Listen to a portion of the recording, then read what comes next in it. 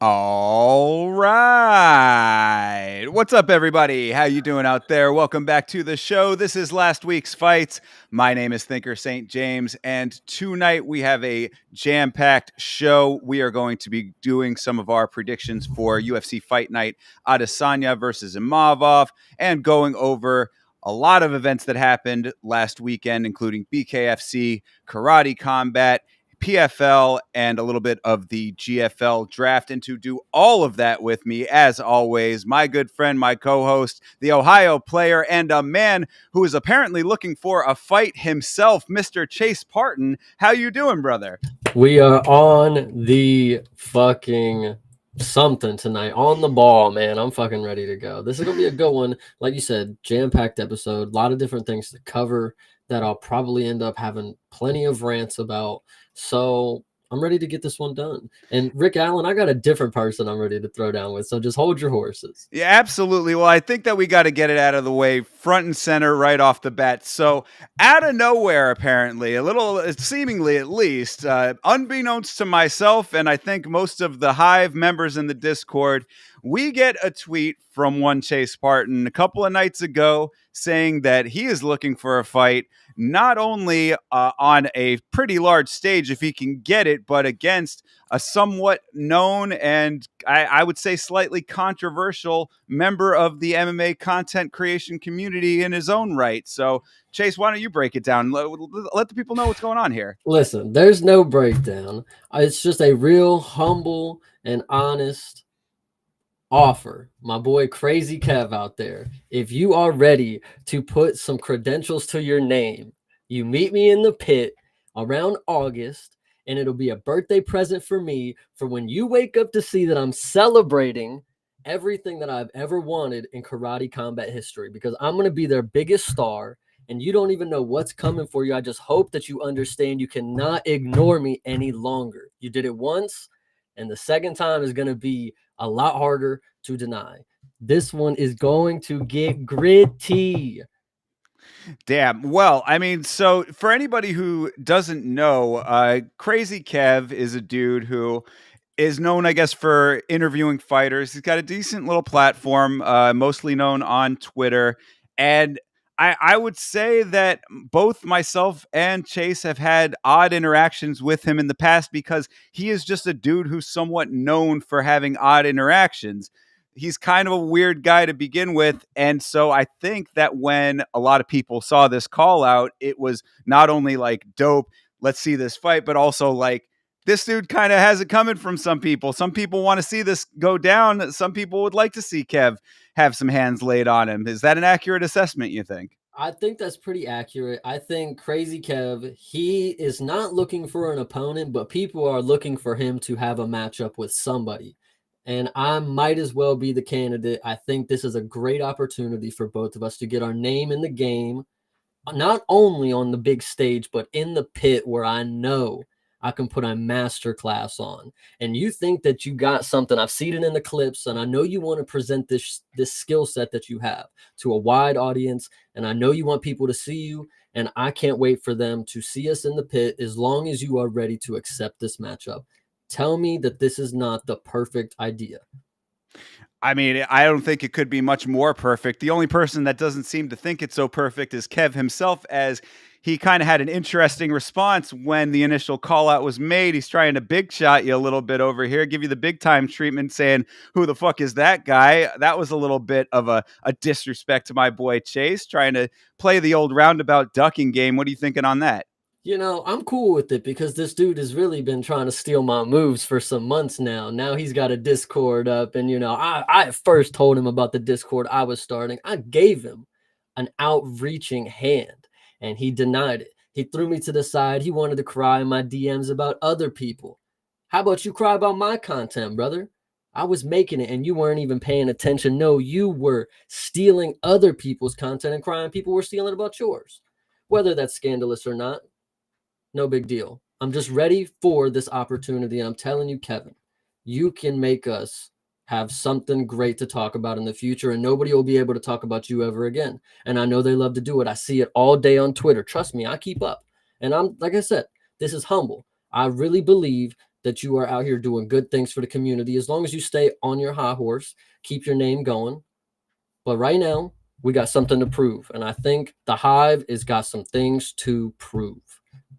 There you go. I mean, the only other thing that I would say about the situation is don't be scared, homie. You hear what's happening right now. I mean, Chase has some pretty strong words going over here. I think that it's not going to look great if you're out here, just smiling your way through this thing. I think that you need to put up or shut up, Mr. Crazy Kev.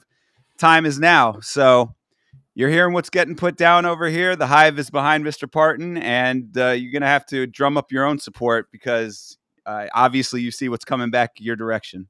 100%. Build a camp, and we'll see who can do it in August, man. That's all I'm saying. Exactly. Mr. Rage Quit throwing it down, saying, sign the contract. That is exactly what we're looking for. Rage Quit knows what's up. So, 100%. yeah. All right. Well, so leaving off with that, I suppose. I guess we'll leave that one there. Now the ball is in Kev's court once again.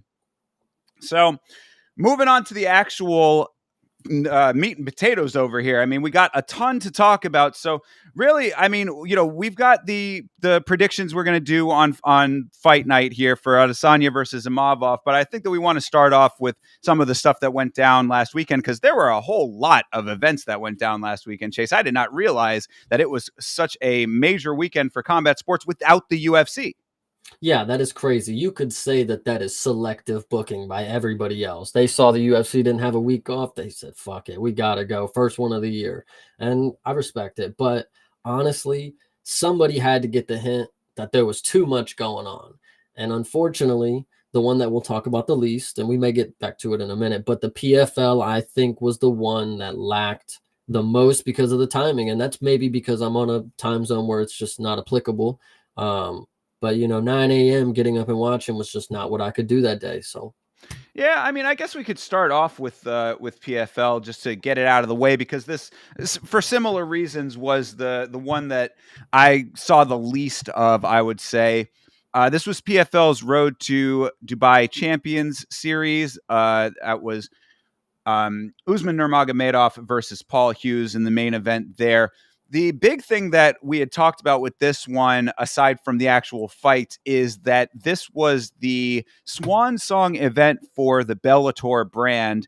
And it was really bittersweet on top of it because the fights were somewhat decent from what I understand. As I said, I didn't see everything on there. It was early in the morning. You're trying to get up and do a whole bunch of stuff before the other fights that you're trying to watch later in the evening. And I kind of had it on in the background for a little bit and was in and out of checking it out. So I didn't get to see everything, heard that the fights were pretty good overall. But the one thing that I did notice and I thought was kind of sad is that for the last event for Bellator, the only mention of Bellator really on the broadcast was just the Bellator belt that they were holding up behind Hughes and Nurmagomedov to symbolize the victory of this main event. Other than that, they really did not give a fond farewell to the Bellator brand, which is a legacy brand in the combat sports space at this point.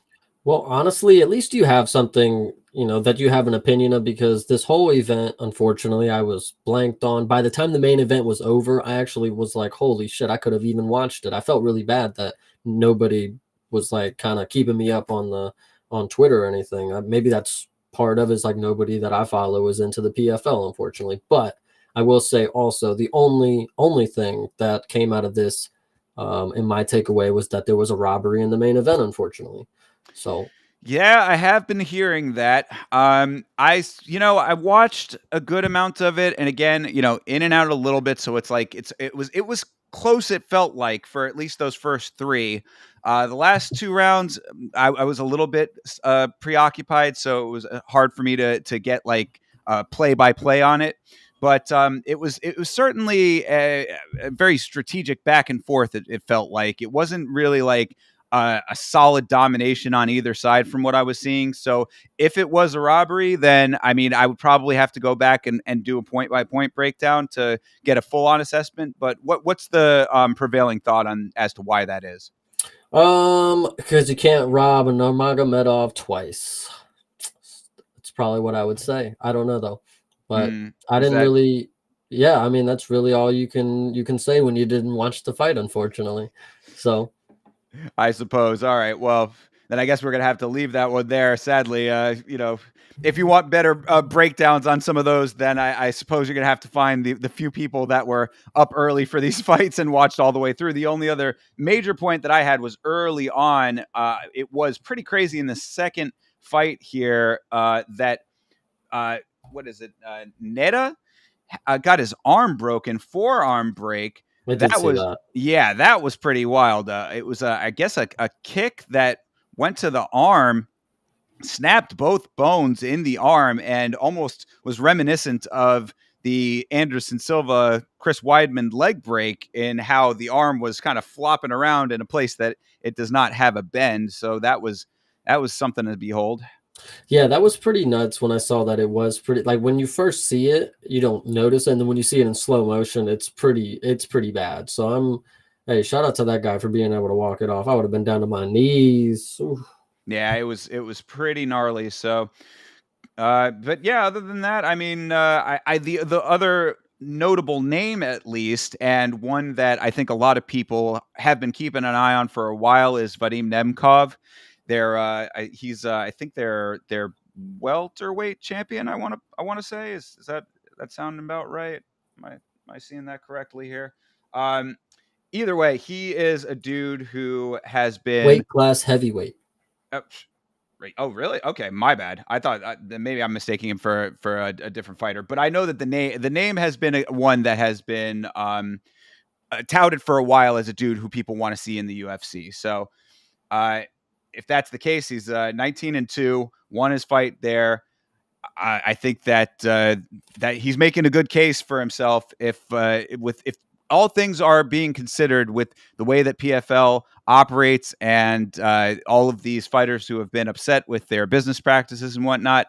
If he's sticking it out past all of that and they're changing their practices now going forward to be more accommodating, get the fighters the fights that they want, all that kind of stuff, then maybe he'll stay over there. But as I said, I don't know too much about him. I don't think I've actually seen him fight, but I know the name. I know it's one that people have been saying it's time for this guy to come over to the UFC. So Yeah, that might be true, and hopefully he's another guy that can come over and make an impact. Kayla Harrison is somebody that jumps off the head. But the other thing that I will note that I probably should have noted at first is that people did say the main event was a great fight. So that is something to note, that it not only maybe bad decision or not, but the fight itself will be remembered as something that is going to be great. So yeah, that was, I think, part of like why I was a little bit.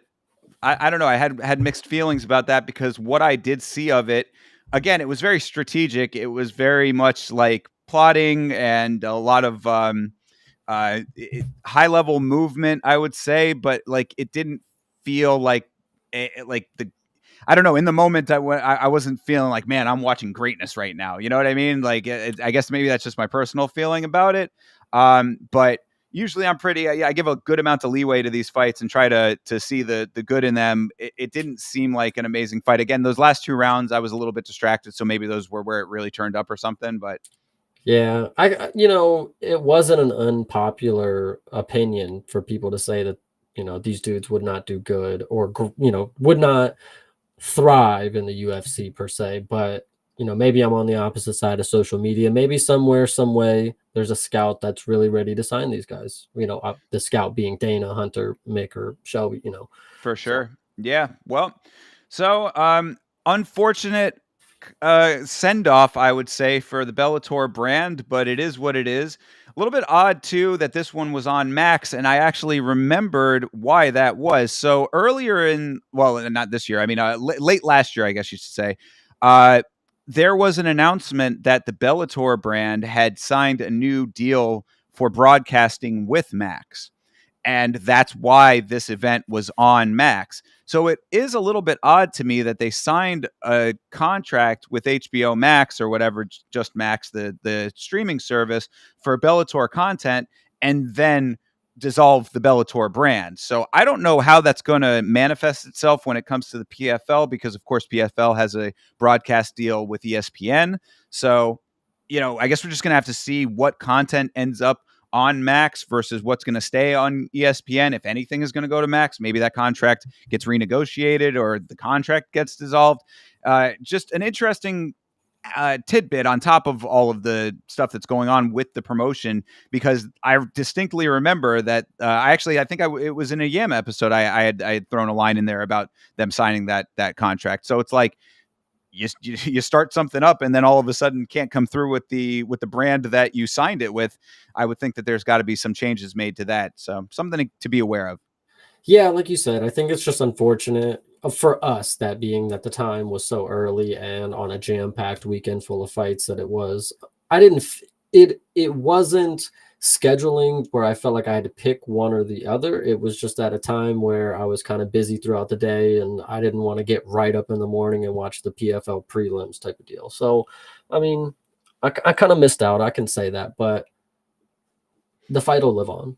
Yeah, for sure. And I mean, to keep it in perspective with this, conceivably on Saturday, if you wanted to, you could have watched fights from 9 o'clock in the morning all the way to 2 o'clock in the morning, basically. I mean, with, maybe minor gaps in certain parts, but like between PFL, BKFC, and then the UFC's rebroadcast of UFC 200 on their YouTube channel, there were fights going on throughout the entire day. So it's like if you really wanted to sit down and marathon fights all day long, you certainly could have. Sometimes it's not conceivable for the average person. So just to keep it in perspective as to why we're not going through point by point on these fights, there's a lot that happened last weekend and why we have a lot to cover today. Yeah, 100%. I think I'll say first, so I don't get into it later, is I mistakenly was, trying to bounce between the UFC 200 replay and Knucklemania, and I think I took a hit on some analytics because I put the stream as UFC 200 replay. If I would have did the Knucklemania, because that was a fucking hit. Holy shit! We'll start there. I think the fucking Yeah. Knucklemania was amazing. You want to go over to Knucklemania? Dude, Let's I fucking want do to it. do that first. Absolutely. Because, this is the one that I have the most to say about. And you are absolutely correct. Knucklemania 5 from BKFC was not only a really well put together production, a very large scale production for an organization of this type and size, but it was fun as fuck. These Yeah. fights were just great. And also, as you kind of alluded to as well, it was a really fun time in the chat. A whole lot of activity with a whole lot of new people stopping by. So thank you very much to everybody who is a new follower, new subscriber based on Knucklemania. That was really cool. Yeah, this is honestly, it had WWE vibes, which I think right off the bat you could feel that it just had some heart and soul to it. And then once the fight started going, I think it rides on a lot of hype. I think is the main key for this is like something's coming, and when it doesn't, it's even still like a really good matchup in this. And I think they've really kind of perfected the amount of rounds and time. I think in the prelims we saw people who weren't getting finishes and they ended up being sloppy towards the end of the fight, unfortunately. But then once you got to the actual good people, wow, these fights were just flying by and they were getting active. Nah, man. I mean, I think that I think you might have been still switching back and forth through some of these because I mean, the first fight did go to decision, still a very Yeah. hard fought fight, but the second fight on the prelims, knockout there. The disqualification one was pretty ridiculous. That was like I remember that one. It was a fun fight because we had people who wanted the other guy. Like he was just putting money on random people on the favorites. I'm pretty sure the Noah Norman was the favorite that he put on or something, and Phil did a really good job. This was a fun fight, actually. I thought. Yeah, absolutely, and shout out to Karakappa in that fight because he was really afterwards. You could tell he was pretty upset with the amount of fouling that Norman was doing, and I mean Norman kind of conducting himself like a bit of a fool in there for that because I mean really there was no reason that he had to be disqualified. He sort of chose to be disqualified. It would seem. I think he was getting a little frustrated, is what it looked like to me on the watch along, but. Anyway, the point is though, is that Yeah, like you're 100% right. I see the one decision, and maybe I just based that was really a long fight compared to all the other ones. You're completely right. I see but that. even in that fight, one of the stats that they had said, which was kind of wild, is that in their free fights, I guess that they were calling them prelims. It was a little bit, the way that they were communicating card was, it was a little bit different. But in the prelims, 12 knockdowns in the Yeah, prelims alone. So it was like, geez, that's pretty wild. I mean, and then it just kept delivering and delivering. These fights were really, really cool. I mean, like it was it's one of those deals that going into this, I was talking to the homie Bloomis. Shout out to Bloomis always. And he was kind of asking me, he was like, do you really like this BKFC stuff? It's kind of barroom brawly. Doesn't seem like there's a lot of technique. And, it's just kind of guys throwing hands just to throw hands and just kind of seeing when one is going to drop. And I was like, look, if you look at it that way, there's still value in it because it's yeah. entertaining as fuck for that. But that even being said, if you get into some of these later fights, like the female fight, there's only one women's fight on the card, Beck Rawlings and Taylor Starling. That was a decent boxing match technically. Like you could see the technique that was going into it. They were circling well. They were moving out at range. They were conducting themselves in a technical fashion. Like I really gave it up to the ladies on this card, in addition to the men.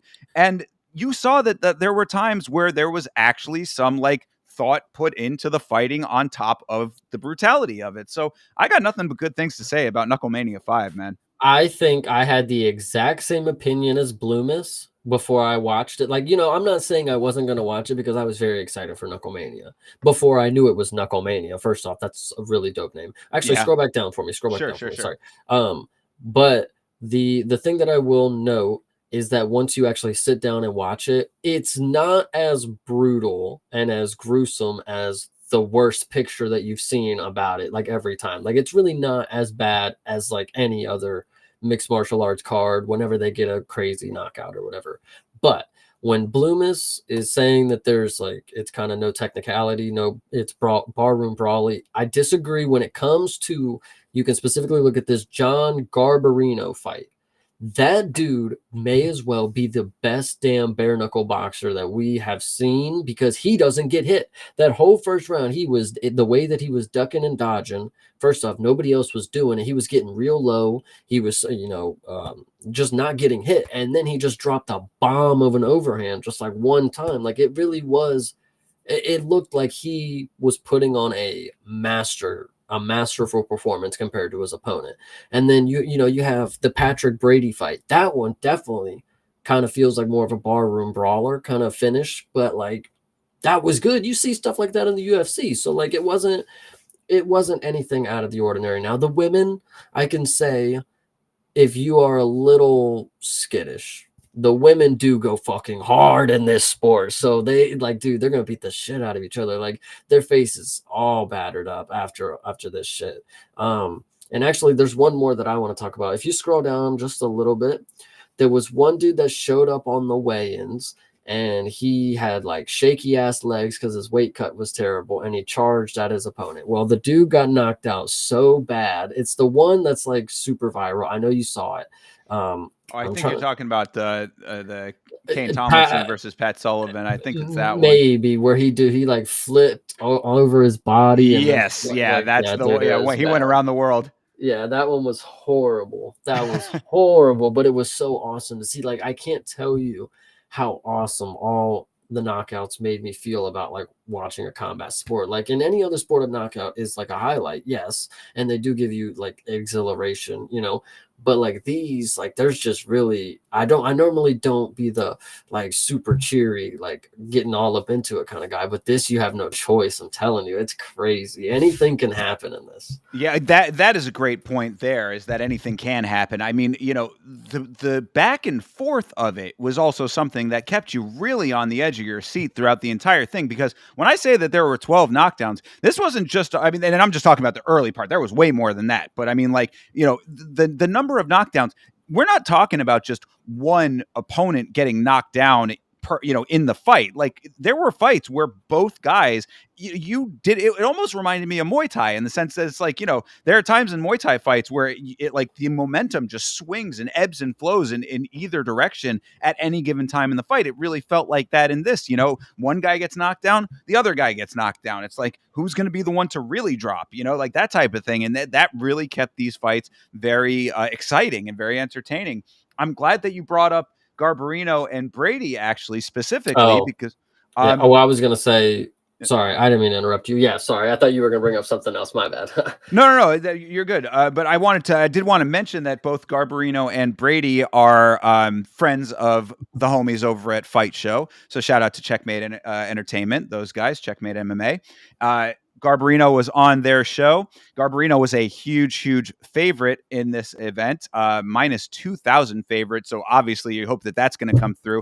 But Garbarino getting the job done in the first round and an MMA guy on top of it. So, I mean, this was his bare knuckle boxing debut, comes out as a minus 2,000 favorite, pretty wild, gets the job done in the first round and proposes to his lady and, she, gets the answer he was looking for. So, I mean, talk about absolute Chad energy coming off of John Garbarino in his fight.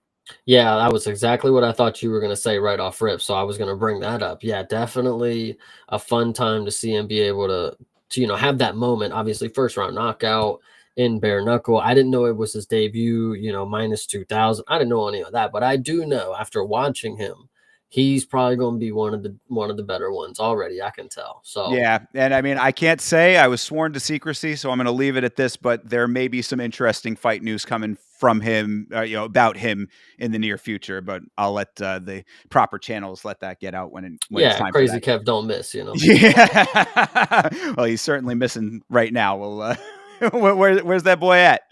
But the other thing I did want to mention too is, as I was saying, Pat Brady, also a friend of Fight Show. He is a training partner of John Jones. So, obviously in pretty good company down there in Albuquerque. He was part of John's camp for the Stipe fight. Oh my gosh. I know nothing about, Patrick Brady's friendships or anything about that, unfortunately. But I can tell you the most fascinating thing about this card. There was a giant dude who looked like John Fury, and it was absolutely ridiculous. This dude, one, in boxing when they pull their shorts over, their belly up to their titties. Well, one, he couldn't even get him over his belly because his belly was just hanging over the shorts. And two, his titties were all out. Like, holy shit, this dude, one, was absolutely massive. This was one of the craziest kind of like the size difference, the weight difference. It's like, match up a 125er with a 175er. That's basically what this was. And so, like, it was absolutely ridiculous. Even the fact that Joey DeWaco was actually winning at one point, and then the big, tall ogre actually won. And it's funny because he'll probably be fighting Ben Rothwell here soon, because like they're the only dudes left at this point that need to fight each other, or maybe he already lost to him because the dude's fought like 7 times in bare knuckle. He's like 4-3 or something like that. It's hilarious. Yeah, it's pretty So crazy. If you're familiar with old school Nintendo NES, he kind of reminded me a little bit of King Hippo. So I don't know if that might be a little bit before your time, Chase, but older heads will know what I'm talking about there. But yeah, that was a good example of a fight that was going in both directions. I mean, I think it's Devechko is how that Joey Devechko, oh I think is how that's pronounced. But yeah, he was up for a good amount of that fight, and then Stephen Banks is the dude that we're talking about here, the big guy. He was just able to weather the storm and got a couple of good shots in and laid him out. I mean, it's really one of those kind of momentum shifting sports, this bare knuckle boxing that keeps you on your toes. So a lot of interesting ones in that regard. I wanted to also shout out a couple of other great finishes here. One being Brandon Meyer, who was a sizable underdog in his fight, comes out with a couple of stars shaved into the side of his head. He's screaming at the camera. You can even see his picture here. He's mean mugging like a crazy man because he's got a little bit of a screw loose, but he goes out there. Not only does he get a really nice knockout, but then cuts a fantastic promo on the mic afterwards saying, he is not a B-side fighter. He's one of the best bare knuckle fighters in the world. I was like, I can fuck with this dude. So you're getting everything that you want. When Chase said that it's kind of like a WWE event, like it has that feeling, but you got the realness, which is what I always look for. I want the real when it comes to my fighting, and like you're getting it here. You've got like personality, of course. We got to mention that Connor is involved here. So I how was gonna say the evil boss is lurking. Like that's why it's the WWE vibes, because Connor appears at some point, just walking in the ring, does nothing but take pictures, then leaves. It's crazy. Well, it did a little bit more than that. I mean, we should talk about the main event too. So, Oh I mean, yeah, this was the main event. Sadly, I wanted to talk about both of them. I mean, Ben Rothwell in the co-main, getting a win to get the heavyweight championship over Mick Terrell. Really, really nice one-punch knockout. Reminded me of Mark Hunt, and kind of ironic in that sense because there are rumors going around that Ben Rothwell versus Mark Hunt might be happening in bare knuckle. I really hope for Mark Hunt's sake that does not happen. He is almost 50 years old. He really should not be. There's that dude does not have any business being in a combat situation at this point. Save your brain cells for chess, Mark. I'm a big fan. Don't want to see him taking any unnecessary damage. But either way, really nice walk-off KO for Ben Rothwell. And then the main event was, unfortunately, I'd say the a little bit of I don't want to say a letdown because it was still a good fight, but it was like energy wise a little anticlimactic because it got stopped on the stool basically in between rounds. This is Eddie Alvarez versus Jeremy Stevens we're talking about here, and I mean, Jeremy Stevens still has hands, and he was taking it to Eddie Alvarez. Alvarez looked like he was doing okay in the first round. Second round started to not go his way, and then apparently his jaw got broken in somewhere in there, and they called the fight. I actually think it's kind of wild that I'm the only person that seemed to notice this, because it was clear as day. The camera was on, Eddie Alvarez on that last shot, and he's on his knee or whatever, and he is clearly saying, "I'm done." Like, I'm done. And then I assume the ref said, at least go to the stool, because the round, or the round was about to end. He's like, just stand up, get to the stool, kind of deal.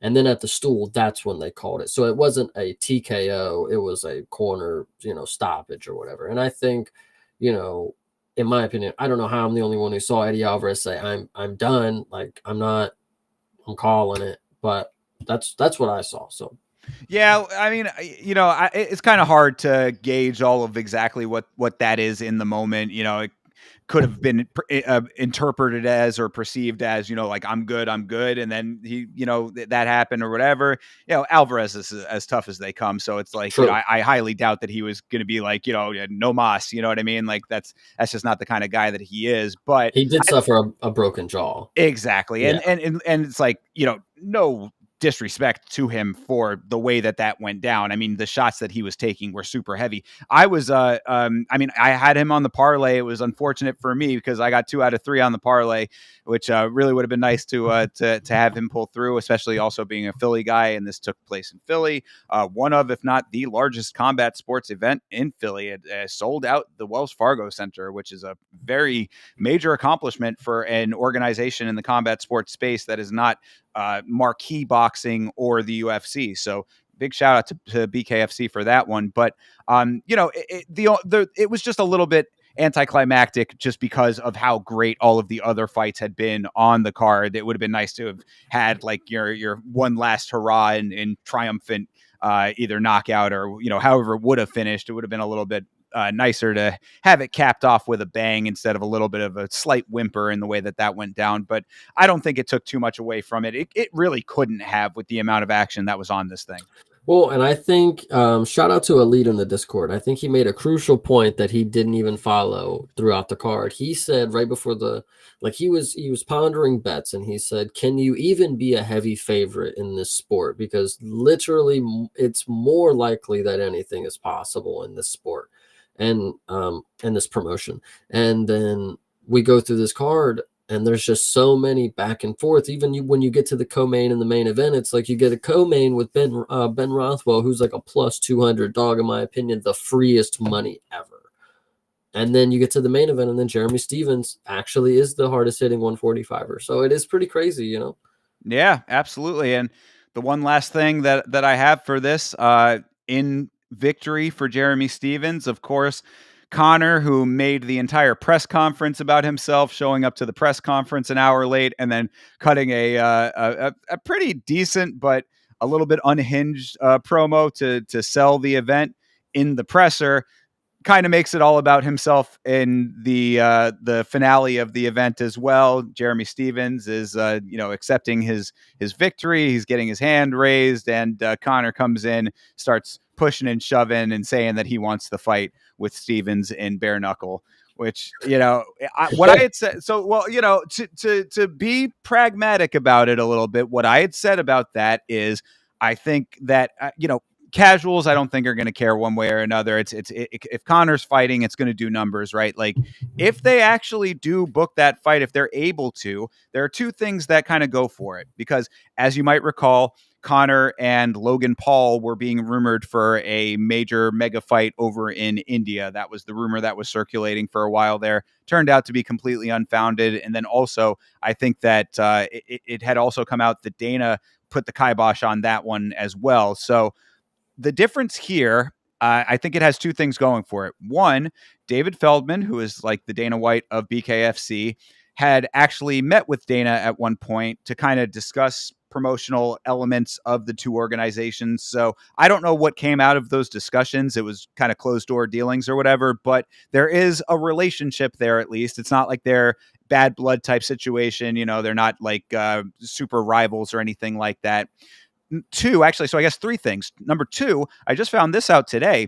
Ryzen has a deal with Bare Knuckle that they are doing co-sharing of talent for Bare Knuckle events, which is kind of interesting. Ryzen also has a talent sharing agreement with the UFC. We had kind of touched on that in a previous episode, talking about how that's why Sean O'Malley went over to Japan, and that's how we got Kai Asakura in the UFC. Like these organizations seem to be at least open to working with each other in some capacity. So those all are going in favor of this. And then third, obviously, Connor in this, I think that this is a much more palatable matchup for actual fight people, considering that Jeremy Stevens is a name that fight fans recognize to an extent still.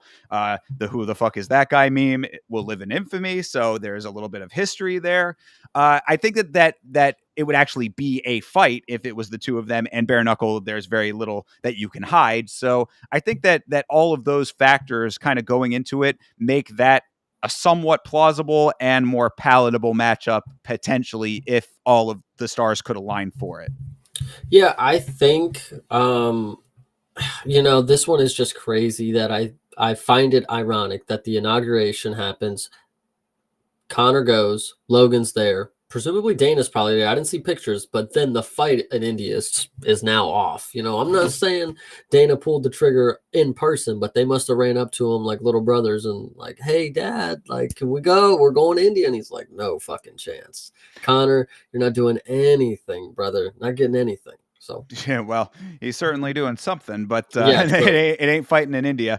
Well, that is interesting that you bring that up, though, because that was one other aspect that I thought kind of screwed the pooch on that fight. If they were actually legitimately pursuing it, who even knows if that was really a thing or not? If it was just some shit that the internet made up or whatever, what the reality of it is. But if you are going to be fighting with one another, it does not help your cause in the selling of a fight to be pictured on a bus joking and laughing and having a great time with each other. So I was like, I mean, any of your like, yeah, I think that like people who actually follow combat sports already know that it's a bunch of fluffy bullshit anyway whenever a Paul brother is fighting, because Jake was also in the equation there, and at the inauguration Jake had Mike Tyson up on his shoulders, you know what I'm saying? Like, so obviously the two of them, it's all money moves. We get what this really is. So I don't think anybody really would have thought, oh man, they really hate each other, man, this is really going to be a big thing. It's like it would have been a fucking bullshit fight to begin with, and I think most people know that. But for whatever little elements that you might have in selling a fight in the lead up to it, it kind of goes out the window if the two of you are taking pictures with each other and fucking, mugging for selfies. Yeah, this one is honestly, and gosh, I just can't get over how good of an event this was. And I find it ironic that, people, speaking back to Bloomis's comment about how the sport is just might be too gruesome for some. It's like, this is what they were doing at the docks in that one warehouse, and these dudes were prize fighting. And I just find that, times really do, history really does repeat itself. And they were fine back then, and they want to quote unquote, they were tougher back then. So here we are, we're running it again. I like this bare knuckle stuff, and I'm really all on board. That's just all that I'm just keep running through my head, is how this is in my tier list of successful promotions that are making great leaps to have exponential growth. You got the UFC, of course. Bare knuckle is 2. Karate combat is 3, in my opinion. Absolutely. And so, you know what? Let's move over to Karate Combat. There was a Karate Combat event that happened as well last Friday. It was. It was very cool to see Karate Combat putting this out there for free on their YouTube channel. A number of different outlets had this thing streaming, and you could just watch it right there. No paywall, no nothing. So that was really, really good to see. I came into this one a little late as well, unfortunately, but I know that Chase, you were watching for the majority of this. What did you think about this Karate Combat event? I think the entirety of the event was pretty solid. I think there's a lot of people out there who, if you were watching this expecting it to be more than a martial arts showcase, then you were probably let down. And I don't mean that in a bad thing against Karate Combat. I enjoyed sitting through this entire thing, watching from the grappling events all the way until the martial arts events. And a lot of them were not only exciting, but the people, I want to see more of the fights from these fighters. So I'm hoping that we get another card this next month, and we have people like Robellis, with after his fucking 6-second knockout or whatever it is, 12 seconds. And then you got Eileen Pereira, another knockout. These people can continue to do this because the sport, in my opinion, it's set up in a way that fast fights can be eligible if you get the right competition in. And there's actually one thing that I want to note before we continue about Robella. So if you go to the grappling, there's this one dude, Audrey. His last name is Audrey. There we go. Fabricio Andre. This dude, I have never seen grappling. Like, he does this weird move, and it's kind of hard to explain. So if you imagine full guard, right, and you got your legs up, he actually has his legs above him, and he hops towards his opponent, right? And then when they grab and turn his legs, he triangles them. Huh.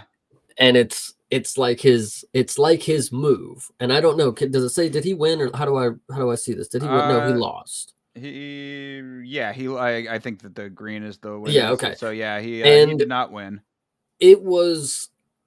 None of these grappling events had obvious winners. Like, none of them where you were like, okay, he won. Like, he was just on top of all the moves. Now, granted, I don't know how necessarily I'm to score grappling events because I don't watch them that often. Sure. But that Andre dude might be cooking. He might have something very, very interesting going. And it's weird to see because, like I said, what I explained to you, his legs are above his head and he's on his back hopping at you. And when you get engaged, he just swivels, and I can just say that it was interesting to see, and he might be onto something. I don't know. Fair, yeah. I mean, I guess I'm gonna have to go back and check the VOD on that one, which is available. So if you want to check out this Karate Combat card, if you missed it, you can watch the entire event on their YouTube channel. But certainly I guess it's a strat, It was definitely something. One more thing I want to note. I don't think you were here for, well, a couple more things I want to note. Sure. I don't think you were here for another fight. There was a Rebellis clone. Uh-oh. There was a 20-year-old Cuban. He was 6'5", heavyweight or whatever. Yeah. Yorobis Castaneda. Terrible. He gassed so early, and just like Robellis, he just didn't have it in him. And the Valdez dude was like way shorter than him too. Like, he was just putting it on him. Let me think. This Alexander Kruskit guy, I don't know. I have no idea how you say it. I couldn't even hear when they said it, but man, he was fucking good. He was good as hell. Okay. Yeah, he was really good. I'm trying to think of some more that I'm trying to think of some standout. Um, Yeah, I came in at the Brendan Jenkins fight and Gotcha. saw Damn, him. there was a lot going on. Damn. Yeah, I mean, yeah, pretty packed card, honestly. I mean, one thing I was going to mention about BKFC, and I don't know if maybe you can lend some insight as to how this was in karate combat, but I thought that the pacing of BKFC was really good. So, what do you think about that in karate combat It felt with all very these it, it competitions? Sorry. it actually felt very similar that, the fights were on, they were off, and then they were back on. Like there wasn't any fluff to it. But I can agree that some of these fights in the earlier prelims, like I said, these can be just strictly martial arts bouts. Like you're not going to see in the early prelims of this, you're not going to see those killer highlights. And I know I talked it up to be that, and it does get to that point, but for right now, we have a lot of prelim fighters who, when they get out there, they gas early, or they just don't have that mentality to go out there and finish somebody. Because in all aspects, when you watch this, it just feels like a very pure form of striking. And I think it's just very fun to watch and see how they, the chess match that's going on. You don't have to have a knockout every time when you're watching two people who are breaking down each other's styles. It's a fun time. I think it's an environment that, again, you just have to experience and be ready to sit down and enjoy with the bros. Like, Sure.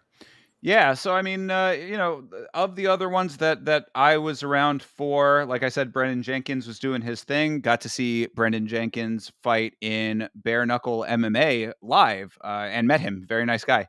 But he did some work in his fight. Got the victory there. Tyson Nam also got a victory. Tyson Nam, I believe former UFC guy, if I'm not mistaken.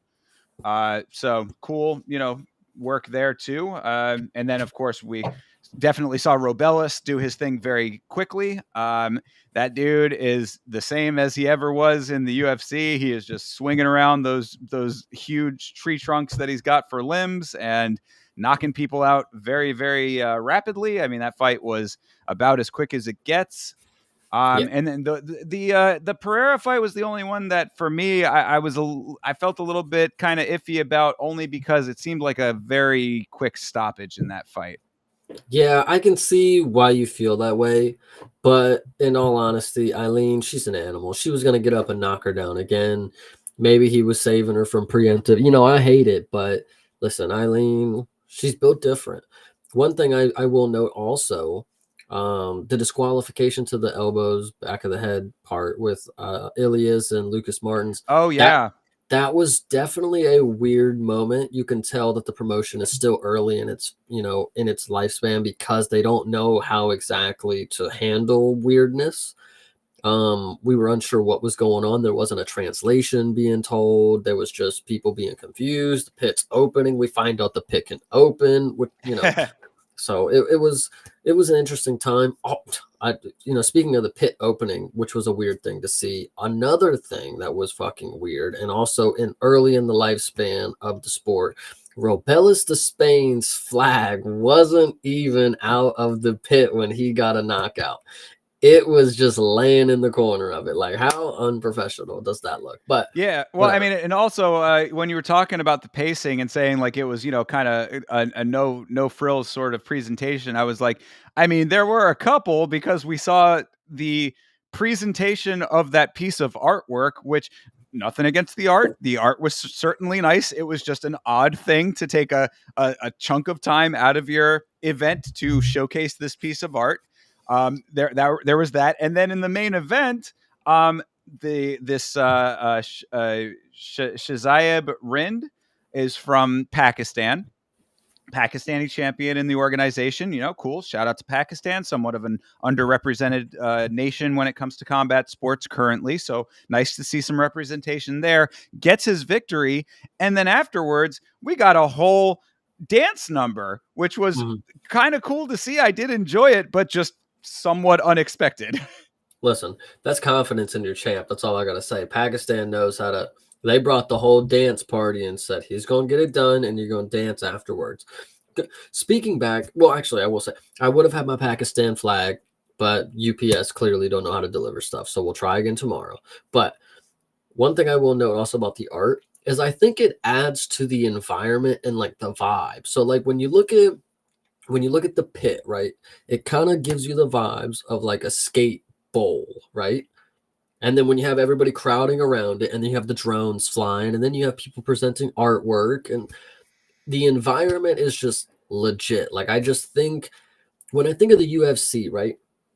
And people are like, "Oh, do you want to go to the events if it comes to your area?" And I think of sitting in this chair for 8 hours, just like I do at home, except there's dude right here, dude, whatever you want to say.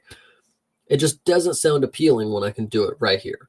But when I think of karate combat, the way the venue is set up seems a lot more free roam, hang out with the pals.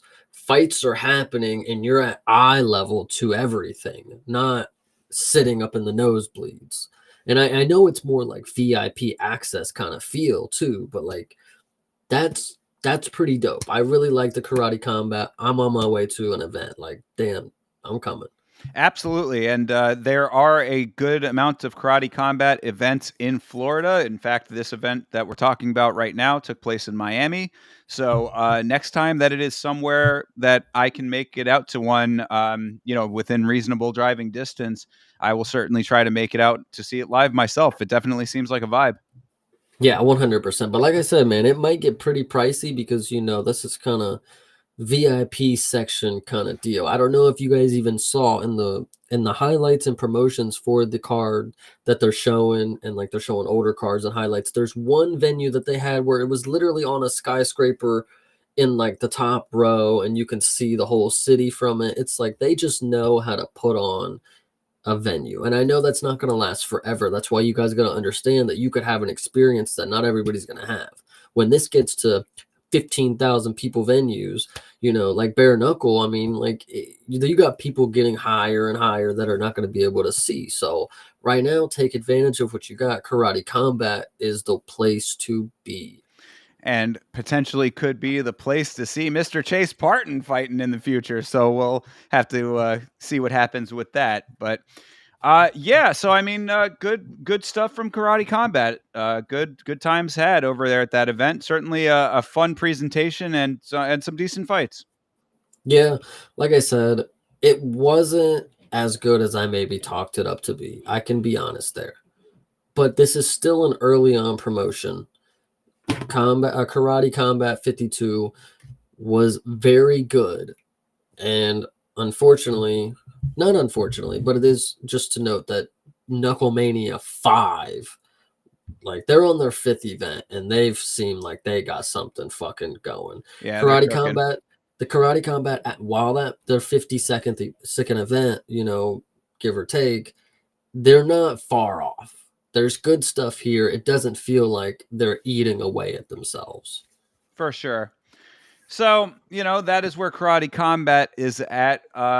Moving on to a promotion that does keep on giving as far as eating away at itself to a certain extent here. I mean, we would be remiss if we did not keep our eye on the GFL. The GFL experiment continues. This was another minor highlight of the weekend was that the GFL draft that we had talked about in the last episode did in fact take place with a couple of little oddnesses here and there as expected. So I guess to start off with the weirdness of GFL, Chase had mentioned when we were talking about it on the Karate Combat stream that the broadcast started a little bit late and felt like it might not have actually been live, but I think it had to have been live at least in portions because they were taking comments from, I guess, Instagram or some social media and like responding to them in real time. So I don't know if there were like pre-taped portions and then also live portions on top of it, or like how the whole thing was actually shaken out when it came to that. But the one thing that they started off with that I think has been the big talk of these drafts was the big animated AI intro with the little rap song that they had going behind it. Chase, what did you think of that segment? I'm, I'm glad that we're to a point where people know what the AI stuff looks like because like I watched it and I immediately jumped out of my seat like no way this is a full AI thing. And then grateful to see I get on Twitter and everybody has the same opinion because I'm living a couple years back, I guess. I thought we were still of the assumption that people would get tricked by this. Oh, hell, no, I don't know how anybody could have. It looked like PS5 graphics. You know what I mean? Like I felt like the intro to a video game to me. Yeah, it was pretty bad. The people that they had on there, some of the faces were really wonky and waxy. Um, Holly it, Holm was one that stuck out to me when it came to that. I was like, well, that is not a great representation of Holly Holm's face. And it's like, what the hell are you? Why are they on an alien ship? Like, why is there a spider? Like, okay, I get the spider. Maybe it's like, but Anderson Silva isn't fucking there. You know, there wasn't a different one. I didn't think I saw the pit bull maybe for Patricio or whatever. But like, why are they on a spaceship? Why is the spaceship shaped like a fucking cube? Like, what? Why couldn't the AI draw a hexagon, right? Like it was just bad. I don't know. Yeah, so I mean, a good amount of weirdness, at least in that element of it, for sure. Then, of course, the draft took place. It was a 3-hour event here with this draft, and it did feature a couple of notable names as far as commentary goes. I think we had talked a little bit about that. It had Mike Goldberg, of course, the former commentary main man of the UFC over there in GFL now. So that was interesting. And then Robin Black, who is normally the main commentary guy for Karate Combat, was over there in the GFL. So that was interesting. Then, of course, you also had everyone's favorite stand-up comic, Brendan Schaub, rounding out the trio there.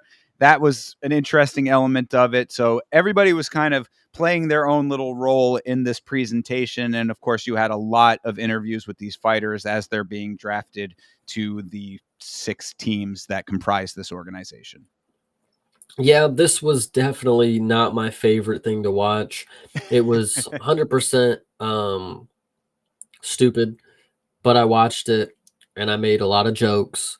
And then it went on for 3 hours, 3 yes? hours. Yeah, yeah, exactly. So horrible, horrible, because then they stopped getting to the points where like they drafted Tony Ferguson, but they didn't have him talk till like 2 hours. And I remember coming back to it and I'm like, oh, there goes Tony Ferguson. And you know, he's doing this fucking around the fucking kitchen and shit. Like it was just not great.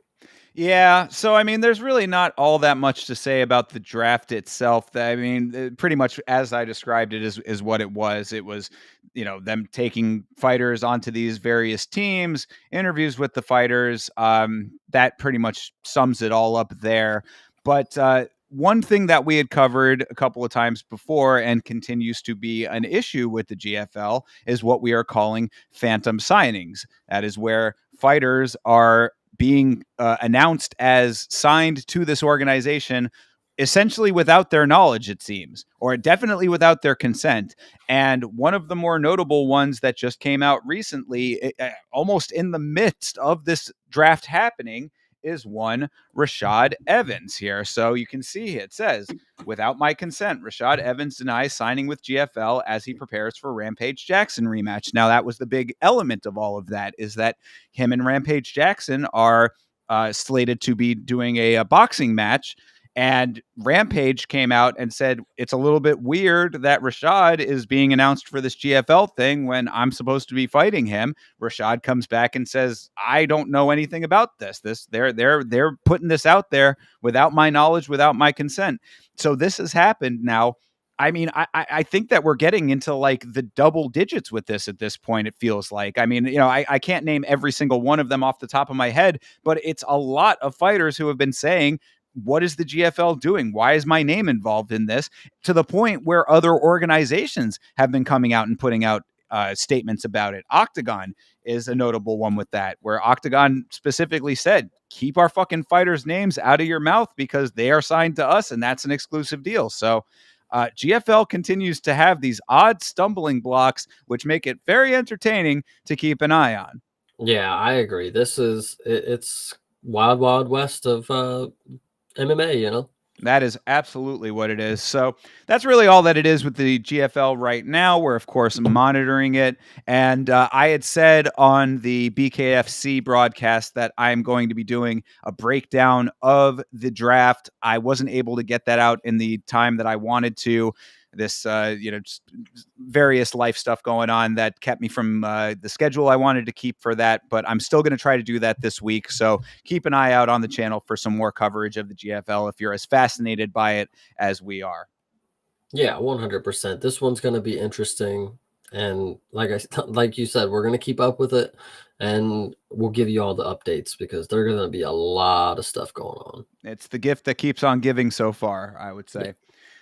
So yeah, I think that pretty much rounds out all of the coverage we wanted to do from outside of the UFC. I mean, we could talk just a very, very briefly just to say that the UFC was kind enough because there was no UFC event to do a rebroadcast of UFC 200. That is Tate versus Nunes. That is, of course, noteworthy for the piss yellow octagon. That's kind of one of the things that it's remembered for. A lot of people did not like the yellow octagon. I thought it was kind of cool. I wasn't too hating on it I personally. agree with you. It wasn't that bad. Yeah, I don't know. I thought it was fine. So, but yeah, I mean, it was nice to. I watched a little, a couple of bits and pieces of it. Nothing really too much to say about this. I mean, this is one of the continued ascension of Amanda Nunes into becoming the GOAT that she would end up becoming. This is, of course, the card with Brock Lesnar and Mark Hunt that would turn into a lengthy legal battle between Mark Hunt and the UFC based on Brock Lesnar testing positive for steroids after the fact. So, a couple of noteworthy elements to this card, but really more just a note that it was nice that the UFC put it out there for free. So if you want to go back and watch UFC 200, it's on their YouTube channel as a VOD now. Yeah, it was definitely nice of them. And this is one, like I said, I don't mind these because on the off weeks it fills out cards that I didn't get to see when they were actually live. So this is very nice of them. Yeah, it's good for the history of the sport to be able to go back and watch some of these and get a better understanding of where we are now from where we came. So good times. 100%. Yeah. All right. Well, moving on to the main event for us here. Of course, we go over every single fights on cards. So we're going to do that right now, going over UFC Fight Night Adesanya versus Imavov. This, of course, is taking place in Riyadh, Saudi Arabia. They have it down as the venue. I think Tapology had it listed as the A&B Arena. So I don't know if those are the same venue or maybe it just goes by two different names or whatever. Either way, it's in Saudi Arabia, and it is, of course, Israel Adesanya's return against Nasruddin Imavov, who has been surging in the middleweight rankings for a little while here. So, what are your first impressions of this card as we go into it?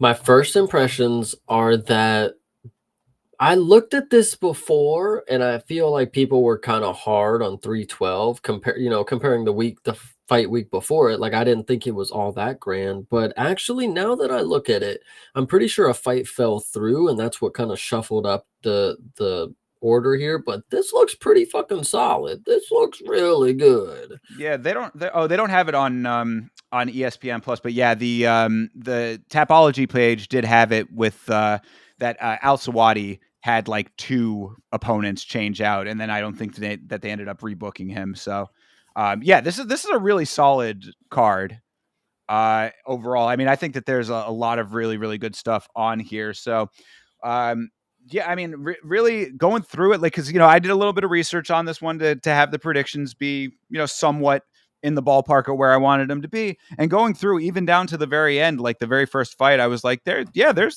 definitely something to be said for each one of these fights. So Yeah, we um can just start at the first one if you yeah, want. I was gonna make absolutely, go notes. I ahead. mean, my guy Hamdi and Jamal Progs, Oh my yeah, guy. oh yeah, okay, go on. Yeah, Oh yeah, starting from the yes. very first. Yeah, gotcha, go for it. So my guy Hamdi from Egypt. This will be interesting. You got a lot to represent here, and you're a heavyweight.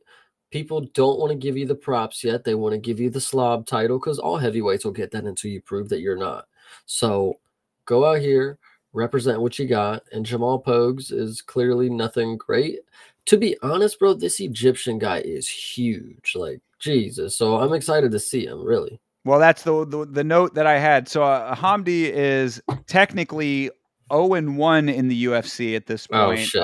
but no, but see, there's definitely some controversy there. So I mean, before the overturning, he was 1-0. His win was overturned to a no contest because he popped for steroids after his fight with Dontel Mays. So Hamdi, a little bit of a dirty cheater, perhaps. Maybe he's off of the cycle, but we've talked about that in the past, where coming off of the a cycle of steroids can certainly impact your performance in your next fight. So we'll have to see how he looks there. Jamal Pogues, 2-1 in the UFC, plus a win on the Contender Series. I forgot that Pogues was a Contender Series guy, but notable wins for Pogues are Josh Parisian and Thomas Peterson, who is also fighting on this card. And then his loss was against Mick Parkin, who's been pretty goddamn good. So Yeah, the fact that you brought up Hamdi being, a drug addict who does roids is pretty nuts, and what's his name? Antonio Trocoli treatment coming soon. He probably gets finished. So could be. Yeah, very well could be. I mean, honestly, I think that the roids thing is really what's hanging me up on this one, because I like if Abdel Wahab comes back like in fight shape, if he's coming back in a way that he's like still about it, then it could be a pretty decent like win for him. Because I think that if I recall correctly, he ran through Mays. Like I think it was a pretty solid win. Don't quote me on that one, but I want to say that was like a pretty open and shut case right there. But the also on roids. exactly. I mean, that's really it's the wild card that changes everything. So I'm going to put a like a tentative backing towards Hamdi in this fight. But this is one that could certainly go Pogues' way. And if you're looking at the line right now, the odds are pretty much a pick 'em. So. Yeah, 100%. I'm with you. So, all right, moving on to the next one here is Your boy Bogdan. Grod. Yeah, my boy Bogdan Grad coming in versus Lucas Alexander. This is Grad's debut after his split decision win on the Contender Series. That fight was a war. I was a big fan of him from that fight. Alexander is 1-2 in the UFC. He's got a win over Steven Peterson, who has a win over Chase Hooper. So a little MMA math there if you want to play that game. Featherweight pay Superboys chill. Yeah, it's a good point. And then he's got losses to Jekka Syringe and Sarah Gay. Sarag, yeah, right. Jekka Sarage and Joanderson Brito is his other loss. So I think that this is a good fight for Grad. I mean, Alexander's one of those guys that's kind of just been around, I guess, a little bit. Doesn't really hold a whole lot of weight at the moment. I don't really have much much to give me like confidence from him in. So I guess my assessment would be go out there and get the job done, Mr. Bogdan. Yeah, I agree. It'll probably be KO or decision, but most likely decision because I don't see Grod. I can't remember if he knocked down or his opponent at any time, but I just don't remember if he had the power to it. Like, I mentioned it on that episode of the Contender Series. I personally watched this fight, and I must have been snoozing, dozing off because I didn't think that this was as good of a fight as people had said. But Thinker does believe that he put on one of the greatest performances on the Contender Series. Maybe that's a little far, but well, it was definitely a war. I mean, it was okay. I don't know if I would a great performance that. is a stretch. My apologies, but it was I thought that it was a very solid performance. I definitely do agree. Yeah, so this one will be interesting. I'm really excited to see what he does. Because it was a split decision, so it could have went either way. But Lucas Alexander did get knocked out by Jekka, who literally lost so bad in this last fight. So yeah. Yeah. All right. I guess it is what it is. And most toast in the chat. We see you, brother. We already have creators that we are dealing with currently on this channel. So no opinion about anybody else necessary until they come into the orbit of the Yama creative player universe over here. So Yeah, but we're appreciate you. You're making me laugh for real. yeah, for Thank real. you. I know. We're both kind of glancing over to the chat and laughing at what you're throwing down. So thanks for hanging out, brother. Appreciate you, man. All right. All right, moving on to the next fight here. I like this fight a lot, actually. This is Jasmine Jasdavicius versus Mayra Bueno Silva. Jasmine is 4-1 in her last 5 with notable wins over Miranda Maverick, Priscilla Kashweda, Fatima Klein, but we know what that fight was about. You know, Fatima up a weight class, short notice, all of that. And then also Ariane Lipsky, and her loss is to Tracy Cortez. Myra is 2-2-1 in her last fight with wins over Stephanie Eggers and Lena Landsberg, losses to Raquel Pennington and Macy Chiasson, both good losses, but she is on a losing streak because of those. And then her no contest was to Holly Holm, but that was a win. She got popped for her Ritalin. That was back at the very tail end of USADA. Really kind of a raw deal that she got from that situation. So unfortunate that went down that way. That should have been a win for her. So I would say that she's 3-2. I will say that I have been duped probably twice because MBS, Buena Silva, I only believe her to be good. And I wasn't here to witness anything that she did that was good, unfortunately, because the only thing that I witnessed her being good at is just getting a title shot, or getting a title shot against Rocky. So I assumed at that point she was decent. Like if you get a title shot, like come on, you got to be something. And then she's actually stunk up the bed. But with that being said, Jazz Davicius is kind of on a streak. She's looking really good. Not everybody can look good forever. MBS has got to have a comeback, or she's definitely looking on some rocky road because she's one of these players that she kind of, and this is honestly probably a good thing in the end. She knows, she looks to Dana as like an equal. Like she really tries to like communicate with them. Like she's, at least that's what I feel. And she like makes her points in her losses that are skeptical. She's able to go kind of plead her case, but that can't work forever. And I think she's just not going to get the opportunity to start pleading her case soon. If she loses another one, that's 3 in a row, especially if she gets finished or cut again somehow. Like it's just not good. Yeah, definitely. The big note with Mayra Bueno Silva kind of goes back to what you were talking about in the title fight, because I don't know why it's not considered one of the worst title fights of all time. Like, Oh, it is, brother. I guess It by is. some people, but it's like you always hear about Rose and Carla, that being like one of the worst fights of all time. I mean, like in the pantheon of like terrible title fights, that's certainly one of them. Of course, Israel Adesanya and Yoel Romero comes to mind. Like there are some that just are like held up in like the MMA conversation as like bad title fights. This one I don't think gets its proper due diligence as the as one of the absolute worst, her and Rocky, because that was just such a snooze fest. But either way, you're absolutely right. This is kind of a make or break fight in a way for Mayra. I don't necessarily think it would like put her into cut territory just yet. She'd probably get maybe one more just based on the fact that she had made it to a title shot. And then also, some people have mixed feelings about the stoppage in the Chiasson fight because of that, big cut that she had gotten. Some people thought that could have gone on for a little longer. I was okay with that stoppage personally. I thought it was a pretty decent sized cut, and it didn't bother me that they stopped that one.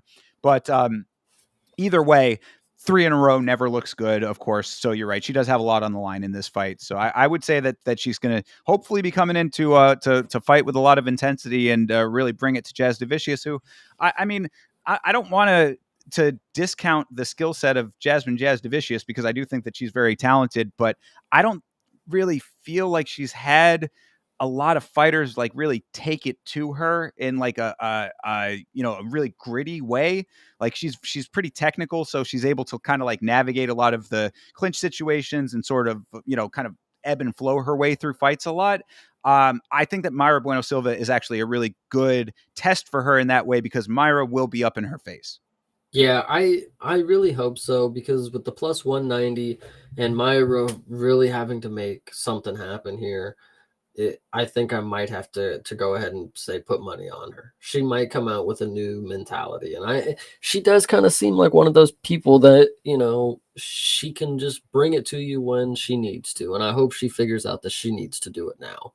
Yeah, I would like to see her come in heavy with the hands. I mean, if you let Jazz Devicius get her way when it comes to the grappling and the wrestling exchanges, then it's going to just be a long night. And at best, you're going to end up clinched up on the cage, and at worst, you're going to be on the ground somewhere you don't want to be. So, What the but biggest thing to yeah, note is that Buena Silva needs to stay around because she's the only girl that rocks the skirt, and it's very important. It's a good look, and she could be a trailblazer. It's a good look for MMA. I'm telling you. there you go. All right. Well, for that reason alone, let's let's hope she gets her victory. But honestly, I mean, I am kind of siding with Jazz Devicius on this one. She's been on such a tear. I do think that that she has a lot of potential to win this fight. I think it really just depends on how Bueno Silva approaches it. So if Bueno Silva comes out with the intensity that I hope that she has, then she does have potential victory in that. But if she's kind of still on shaky ground, which she sort of has been, then maybe this goes Jazz Vicious' way. So I mean, this is another one of those ones that it's going to sound like I'm hedging my bets a little bit, and I sort of am. I'm going to go with Jazz Vicious, but have a separate parlay with Buena Silva on it. Yeah, I hear you. I hear you. All right. Well, let's keep the Oh train wait, this moving is here. going What? down a weight class for MBS. Oh It's yeah, is it? it looks like, I mean, weight 136 and Okay. Jasmine's 125. So you presume somebody's moving.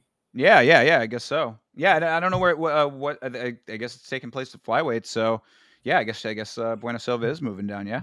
Interesting. Hmm. Interesting indeed. So, well, I guess we'll see if maybe that gives her some kind of advantage there. Maybe that's part of the strategy to adjust after the losses. That could play a part. Am I wrong or did she miss weight before? I feel like she's had weight cutting That issues. doesn't sound unfamiliar. That might be the case. Yeah, so we'll see. See Yeah, how it goes for her. sure. All right. Well, moving on. Well, they don't have it listed. Did oh okay? They just have the order different. All right. Well, we'll do it there by their order.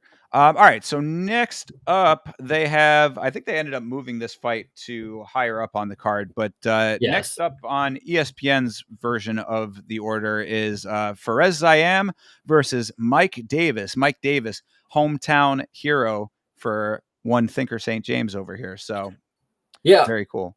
it took me a minute to remember who these guys were. And unfortunately, I actually should have remembered Ziam's knockout against Matt Favola. That was pretty Hell crazy. yeah. Mike Davis, you wouldn't believe like how good his record is, you know, because I don't know why I just don't see him as like a standout fighter. I don't know what he's doing in the cage that's not making me remember his performance or remember what he's necessarily great at. Well, But one of the major things, though, sorry not to cut you off, but one yeah, of you're fine. one of the reasons that very well could be is that I didn't realize this until doing the research, but he is just sporadically active. I'd say that he is a pretty inactive fighter, unfortunately, because he's pretty good in the cage when he's doing his thing. But one fight in 2021, one fight in 2022, no fights at all in 2023. Hmm. So that anyway. So I just wanted to add that note, but go ahead. Yeah, and so it is pretty impressive because his record is really good, and I'm pretty sure the people that he's lost to are pretty decent names. Um, and he's on a win streak right now. Gilbert Burns, okay, not that great. And Sadiq Youssef, But that that was was on the Gilbert contender Burns back series. then, though. You know what I True, mean? That yeah, like true. 2019. So Yeah, so that was kind of peak Gilbert. it is pretty interesting, and I'm really ready to see what this one amounts to. Zaim surely can't live up to another knockout like that, but if he's one of these people that can creatively finish their fights, like somebody who we'll talk about later in the card, um, anything's possible. Yeah, well, Siam is 4-1 in his last five, with notable wins, of course, over Frivola. Obviously, that knee was pretty spectacular. And also, the other thing to remember about that fight is the knee was just the icing on the cake because he was putting Yeah, that fucking work in, man. yeah. So there was that. Then a win over Jai Herbert as well. Sticks out to some people, and another notable win over Jamie Malarkey. And his loss was to Terrence McKinney, who we'll talk about at some point going forward. And Davis also 4-1 in his last five. Notable wins for him: Natan Levy and Vyacheslav Borshov. Of course, the loss we talked about, Gilbert Byrne being the notable one there. 100%. Yeah. So this one will be interesting. I know we got some people in the Discord who are really trying to make some money off this, and I can see why. I mean, Zion being an underdog, it's kind of worrisome. But Mike Davis, the numbers would say that he's a really solid guy that's in the prime of his life right now. So we'll see. Oh yeah, no. I for me on this one, and this is no hometown bias at all. Like I don't care where this guy is from. Like after seeing like some of his performances recently, like I'm all in on Davis. In fact, I think that he would be one of my locks of the card. Perez is definitely good. I don't want to take his skill away from him. I think that Perez, if he's going to have a path to victory, it's going to be a lot about keeping distance and using his length because he is a kind of a lankier guy, long limbs sort of dude. He can get the knees up there again and can, throw out some kicks and strike at distance. If Davis gets his hands on him, he's a really good wrestler. That's going to be a problem. Yeah. Like I said, this one's going to be very, very interesting. And the prelims are only getting better. Yeah, for sure. So let's keep it moving on those. I'm jumping I around a guess little as bit. the time we watch it, they won't be getting better because I think this is moved to the main card, like you Well, yeah, said. So that's what I'm saying. Like the order is a little bit weird the way that they have it laid out versus how Tapology had it laid out because that's where I got I did my research on it. gotcha. So I'm kind of bouncing around a little bit in the notes here, but we'll follow the order that they have on here. And next in the pecking order is Terrence McKinney versus Damir Hadzovic. McKinney 2-3 in his last 5 with notable wins over Brendan Marat and Mike Breeden. His losses are numerous. Lost to Esteban Ribovics, Nazim Sadikov, and Ismail Bonfim, the other Bonfim brother. Demir is also 2-3 in his last 5 with wins over Yancy Medeiros and Polo Reyes, who I was like, that name did not immediately jump out to me as one that I remembered. So, okay. But then his losses are kind of the more telling story here. Lost to Moicano, obviously that ages pretty well, but a loss to Mark DeCasey and a loss to Christos Giagos. Oh, buddy, those are Yeah. bad losses, my man. Yeah, so kind of seems like they really want to give Terrence McKinney a chance because he kind of is a social media favorite. I think it's because he's so active on Twitter, but a lot of people do enjoy this dude, and he has a real wholesome story. I'm pretty sure. I'm not going to get too much into it because I don't know the details, but if he comes back and gets a win here some way somehow, he is a minus 125. Which, if you know Terrence McKinney, and I've only seen him fight like Minus twice. 525. Yeah, what did I say? 520? What you said 125. Yeah, no, he's a minus Oh, five. Yeah. fine. It's 525. Excuse me. Yes, that's what I meant somehow. But it is not. You couldn't take that money if I had a gun to my head. So we'll see. Well, the issue with Terrence McKinney, and we've seen this time and time again, is that he is a run and gun fighter. This is a dude who, I mean, like I forget what the actual stat was, so don't quote me on the actual concrete elements of it, but like it was something like he hadn't been out of a first round in like 8 fights or something like that. I mean, it's something along those lines. The point is that like he either finishes or gets finished like immediately when these fights are Yeah, underway. I mean, like this dude is like he goes balls to the wall in every fight, win, lose, or otherwise. So it's potentially can be. respectable. Yeah, I mean, and very fan friendly. I mean, he's obviously going out there wanting to put on a show, so I appreciate that. It's very much the Michael Chandler, Justin Gaethje method of fighting, but he ain't one of those guys. So it's like, Right. could that end up working to his detriment? Obviously, it has in a number of fights. Could it end up working in his favor? Well, if he's going up against a dude who's also 2-3 in his last 5, and those losses are to kind of scrubby guys, then yeah, I would think that there's probably potential for for him to get the better of it. So I think that the line is a little bit odd. Yeah, I mean, like that heavy of a favorite, I wouldn't necessarily be throwing on that because it's just why would you at that price tag? But we'll just have to see if he's actually able to do what he generally does. Because Yeah. I don't think he's one of these guys that has evolved very much over time, at least not in the last couple anyway. Yeah, I hear you.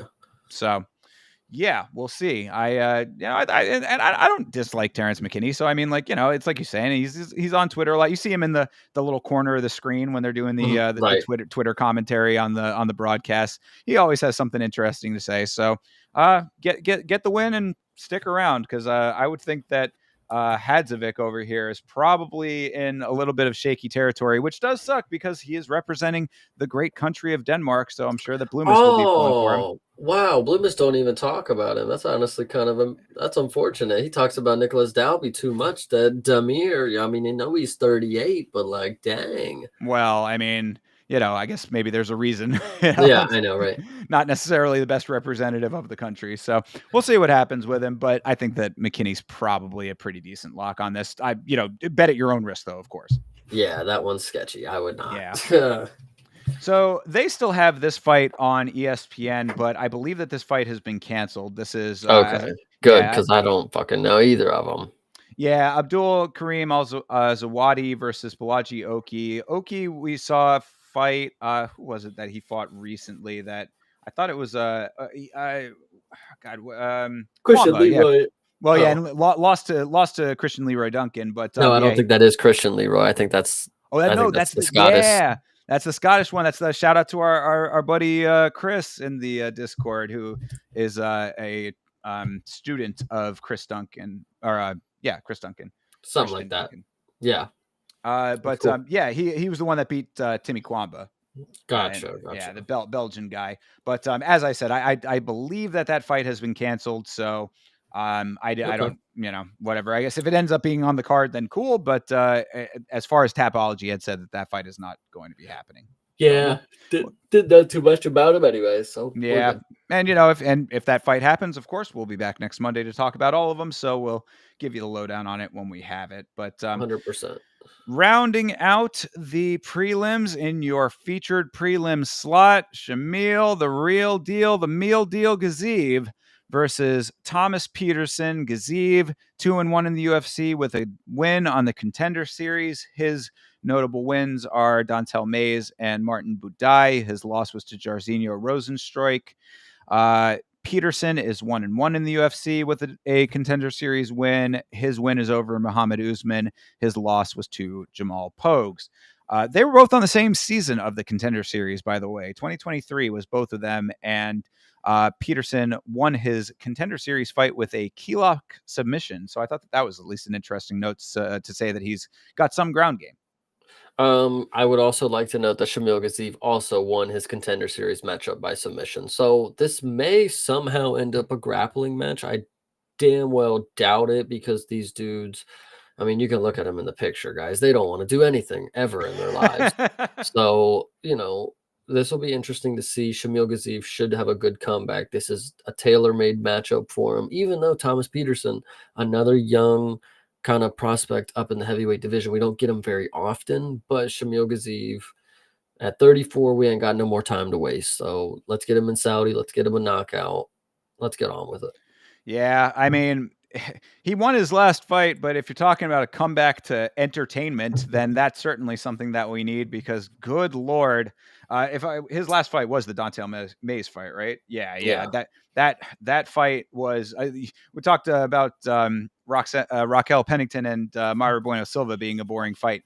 That fight, Gaziv versus Mays, should also be in the Hall of Fame as far as one of the worst fights that I have ever seen in my life. That is just atrocious. That Yeah. fight was painful to sit through. So, yeah, I mean, look, Gaziv is a dude who a lot of people like to meme with. He's kind of he's gaining a little bit of notoriety just for being himself, I guess.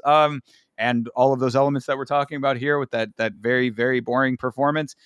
I'd like to see something exciting in this fight one way or another. So Peterson, this would be a nice way for you to get something going for yourself, because really a win over Mo Usman does not hold that much weight to me. I mean, look, the Usman name is attached to it, so a lot of people will just go to that. But if you've ever, really like keyed into Muhammad's performances, he's just not that great. And so a victory over him does not hold a lot of water, in my opinion. Jamal Pogues is fighting on the first fight of the early prelims. That should tell you something there. A win over Gaziv gets you a little bit farther into the conversation, and being 1-1 in the organization, this is heavyweight. They certainly need better heavyweights. Somebody do something at heavyweight that we could actually talk about, please. Yeah, absolutely. I'm just really excited to see if Shamil can ever live up to being any type of deal other than like a 4 for 4. Like this is big dreams are trying to be accomplished vicariously through Shamil Gaziv. So I really hope that he can get this one done. At 13-1, there's still hope. Thomas Peterson, 9-2. I'm hoping you're on your way out like Romanov if you look bad against Shamil. So Yeah, and there's certainly potential for that to be the case. So, Gaziv by Tohold. yeah, we'll see. All right, moving on. Some perhaps more entertaining fights, hopefully. We got Muhammad Naimov versus Khan Offley. Khan Offley, tough finalist. Yeah. Notable wins over Nathan Fletcher and Rody Roots on the Contender Series. And of course, his loss came to the Ultimate Fighter himself, Mr. Myron Santos. So good company there. And Naimov is 3-1 in the UFC. Notable wins over Nathaniel Wood and Jamie Malarkey. His loss was to Felipe Lima. Yeah, this one is gonna be interesting. I'm really happy that they moved this to the main card, if indeed it stays there. I think Khan O'Fly is what I say, by the way. Khan O'Fly, I hope he can have a good comeback, and this would be a great one. This is another dog that I'm really believing in heavy, but Muhammad Naimov, I don't know. I mean, it's really hard to say. If he lost to what was it, Felipe Lima? Yeah. Uh, yeah, that is a pretty good matchup. Kano Fly is definitely not on that level yet, but I feel like he, as an Australian, he can pull something off, man. I believe in him. I would say so too. I mean, the way that he fought on The Ultimate Fighter, you can tell that even if he's like still needing a little bit of polish, he's sort of in that early phases of kind of coming into what he really should be as a fighter, I would say, even though he is 31. So it's not, he's not there yet, but it's like it needs to start. Definitely now is like the time that it needs to start showing up. But even for as unpolished as he was, what I do think that he definitely has is a lot of like go get it attitude. Like he'll bring Mhm. the fight to you. So I think that Naimov might get overwhelmed by that. I think that there may be potential for that. He's going to have to have his wits about him early. That would be my big note for Naimov, is just to be ready for the fight to be in your face from like the jump. If he can weather the storm on that, bring it into the later rounds, then yeah, I think Naimov might be able to take it, in that capacity. But I'm also kind of pulling for O'Fly, Offly, however you want to say it. Can the man go get it done, my guy? I mean, he's a pretty sizable underdog in this thing, so I guess the odds makers are thinking that essentially that Naimov is going to be able to weather what Khan is bringing to the table. I think that that's probably the more sensible bet, but if you're a gambling man, you could do worse than putting it on Khan. 100%. Yeah, definitely you can do worse. I've Yeah. done way worse. Yeah, yeah. Oh man, UFC 311. I think everybody did worse, Yeah, true. all right. Well, moving on a little bit farther. So as far as Tapology goes, this would be the slot where Zayam and Davis have been moved to. So I don't know if that's actually going to be what the final order is, but just noting that here. But as we see on our screen here currently, it is Said Nurmagomedov versus Vinicius Oliveira. Finally, Said Nurmagomedov coming back. He had a whole ton of fights canceled over the last couple of months/years. I mean, like I want to say like 3 in a row got canceled for him, one of which was supposed to be at UFC Tampa. So I was denied a Said Nurmagomedov performance in that event. But either way, he's finally booked. He's finally on the card legitimately, and he is going up against Vinicius Oliveira. Said is 4-1 in his last 5 with wins over Moon Gafarov, Kakramanov, and Cody Stamen. His loss was to Jonathan Martinez. Decent loss there. Vinicius is 4-0 in the UFC, counting 3-0 in the UFC plus a Contender Series win. Of course, the Bernardo Sopai knee is the one that sticks out for everybody, and also has a notable win over Ricky Simone. Yeah, this one is honestly interesting because I can't really gauge who's going to win. This one is hard because Saeed has always been in my opinion, one of the better strikers that I've seen with the Nurmagomedov name, even though it's not by blood that I've been told. Right. But Vinicius Oliveira is honestly just on a roll right now, and he might be on its way to something serious if he's able to get this one done. Like this is a real test right here for me. And he's a little showboaty at times, in my opinion, but some people can get that done. And if we hop on board now, we might be able to watch something serious. As a big dog, not even that big of a dog, but as a dog, this might be good money right here as well. Yeah, yeah, for sure. I think that in the Ricky Simone fight, he definitely looked more uh beatable. You know, it was certainly not the same. You know, he himself even said that you know, the SoPi performance, he was kind of styling a little bit more. He was doing his whole little showboaty thing, like he had mentioned in the Simone fight to an extent too, and it was like, why are you doing that? Because it's not the same level of ass whipping that you're laying down right now. Right. Definitely, you know, enough to get the job done. So I think is going to do himself more hurt than help when it comes to being a showboaty kind of guy. Like, you know, read the room a little bit when it comes to how you're fighting, because the fans are going to start getting on you for that kind of stuff. And as you're writing your narrative, just coming into the organization, you probably want to endear yourself a little bit more to the fan base than what you're doing with that showboaty shit.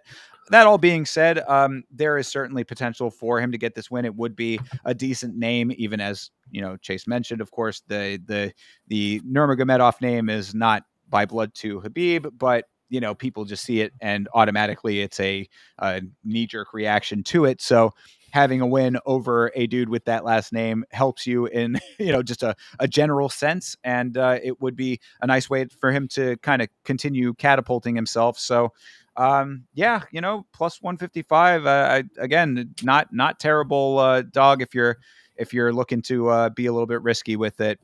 That being said, though, I do think that Saeed can get this job done. He just needs to. Again, this is another one where like bringing the fight to the competition is going to work in your favor. So if Saeed wants to like hang back and try to strike from the outside, I don't think that that's the best strategy here. I think that you should really be in Vinicius's face, like go out there and bring the fight to him, as opposed to trying to counter and stay on the outside. Yeah, 100%. So we'll see. Yeah, you know, I'm a little bit on the fence. This is another one where I'd probably hedge the bets. I'd say that I'm going for Saeed in this fight, but I'll put Vinicius on a secondary parlay. I hear you. All right, moving into the main stretch here, we got Sergey Pavlovich versus Jairzinho Rozenstruik. Pavlovich 3-2 in his last 5. His wins recently were over Curtis Blades, Tai Tuivasa, and Derek Lewis. His losses were to Tom Aspinall and Alexander Volkov. That is a 2-loss streak that he is on. Jairzinho Rozenstruik also 3-2 in his last 5. His wins were over Tai Tuivasa, Shamil Gaziev, and Chris Dawkins, I believe. It was Chris or Kyle, I forget which one, but one of the Dawkins brothers.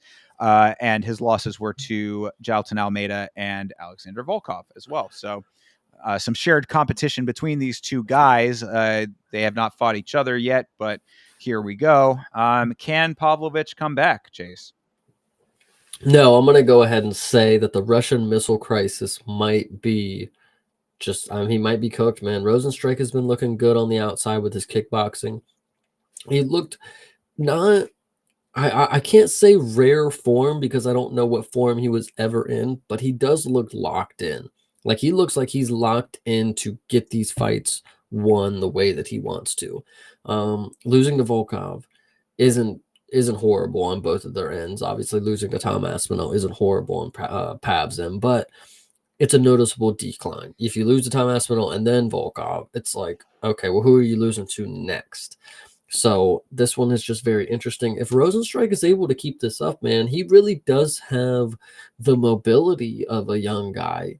I don't know if the athleticism is necessarily still there for him, but the mobility and the evasiveness, the style, it's working for him right now, and it might lead to something a little higher than Pavlovich somehow, maybe a Volkov fight or a Cyril Gahn fight. But Sergey, man, I don't know. I hate to just outright say no, but it's really hard for me to see it right now. Because Volkov was able to eat you up on the outside, and that's not really even what he like, so Yeah, I mean the real issue I think with Pavlovich is just that he did not look like himself in that Volkov fight. Something was very off in that fight. I mean, I want to believe that if he gets whatever mental, I'm putting it on the mental because that's the only thing I can really go off of. I don't know if there was other extenuating circumstances. Maybe the teammate element of it might have died. I don't know exactly what I know, and that is eye rolly to say, right? I mean, of course, it should not matter in the slightest. I mean, especially for a guy who, for the longest time, was just going up and knocking people out. He with one punch knockout power for sure. I mhm. mean, hadn't gotten out of the first round for the majority of his fight, if any, I believe. I mean, like, he was go in there, get the job done, and that was that. So I don't know what the full on set of circumstances were in that fight, but he did not look like himself, and that certainly is very telling, especially after having just come off of the loss to Tom Aspinall. So I don't know if I'm going to go outright and say, like, that I'm agreeing with Chase saying that he's completely done, but I did want to do some high level MMA math for you right now. So we talk about how John Jones opponents, after they fight John Jones, are never the same, right? Dominic Reyes, Thiago Santos, Alexander Gustafsson all come to mind as fighters who made it to John Jones and then were never the same. So Pavlovich fights Tom Aspinall. Perhaps he is not the same because John Jones is ducking Tom Aspinall. Huh? I think that this is some MMA math that might check out. What are you thinking here? Am I You cooking or might what? you might be cooking a little bit, but I'm not gonna go too far into the conspiracy theories here. I just really hope that both fighters come out here with a lot to prove because this is a big moment for either one of them. I mean, Sergey's either gonna fall off hard, which if he hasn't already, or Rosenstrike is gonna be uplifted really, really high. So No, I it's agree. Yeah, I mean, bringing it back down to earth a little bit here. You are right. Rosenstrike has been looking really good in his fights lately, but I mean, I feel like you got to keep it in perspective to an extent. But and on this at the same time, it's like this is the heavyweight division, so it's like because I was say win over Tuivasa doesn't hold much water. Win over Gaziv, eh.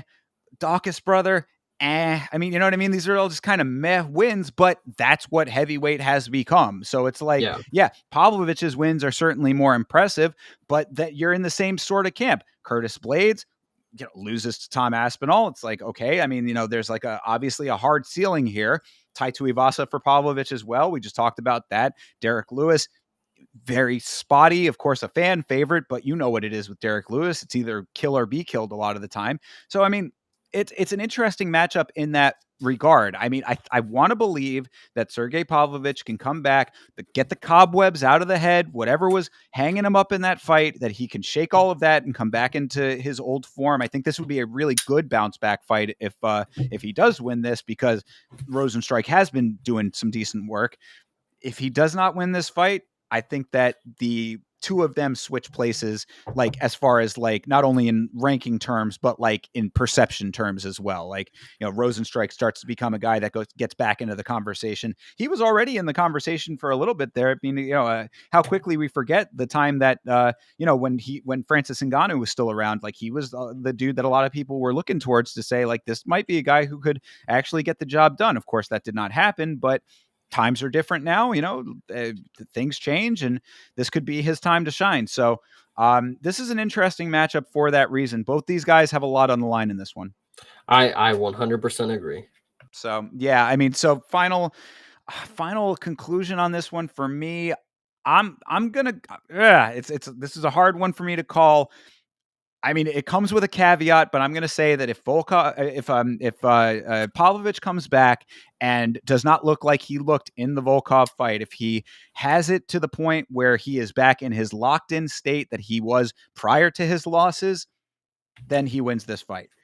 If I if agree. that if that guy is just gone, then that's what it is. It's just tough is what it is, man. Exactly. It's Yeah. really unfortunate. Yeah, for sure. So I think that this is another one where I'll go with Rosenstrike, but have Pavlovich on a separate parlay. I'm gonna have a whole bunch of separate secondary parlays going on in this one. I hear you. All right. Moving on to your co-main event. Shara Magomedov versus Michael Venom Page.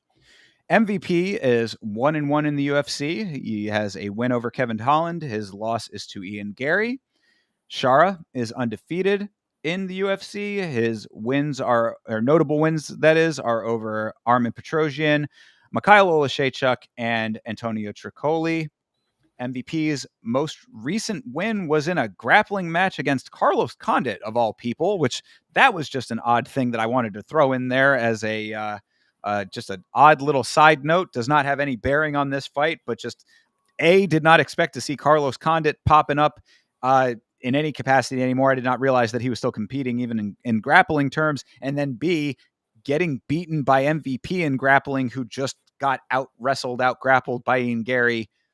Just an odd note. But anyway, what are your thoughts on this fight, Chase? I actually would like to make a point that MVP, if he did anything, he made the right move to leave Bellator. So, You think so? I mean, there's no Bellator no Well, more, I and mean, but okay. Well, I mean, take the Bellator part out of it, but I mean, even PFL. I mean, he's 1-1 in the UFC. I mean, still high level ish. A win or a loss to Ian Gary is aging pretty well. I mean, Ian Gary, of course, just challenged Shavkat Rakhmonov in a fight that he did not win, but I think people still gained a lot of respect for him. Almost finished Shavkat in that fight. I think when he came in beating Kevin Holland, he kind of took a little bit of his gatekeeperness, because now MVP, for what he is right now, he's the fun guy that we want to see against the fun strikers. I know Ian Gary wrestled with him, but at the time it was striker v striker. Like, Ian Gary is an elite striker.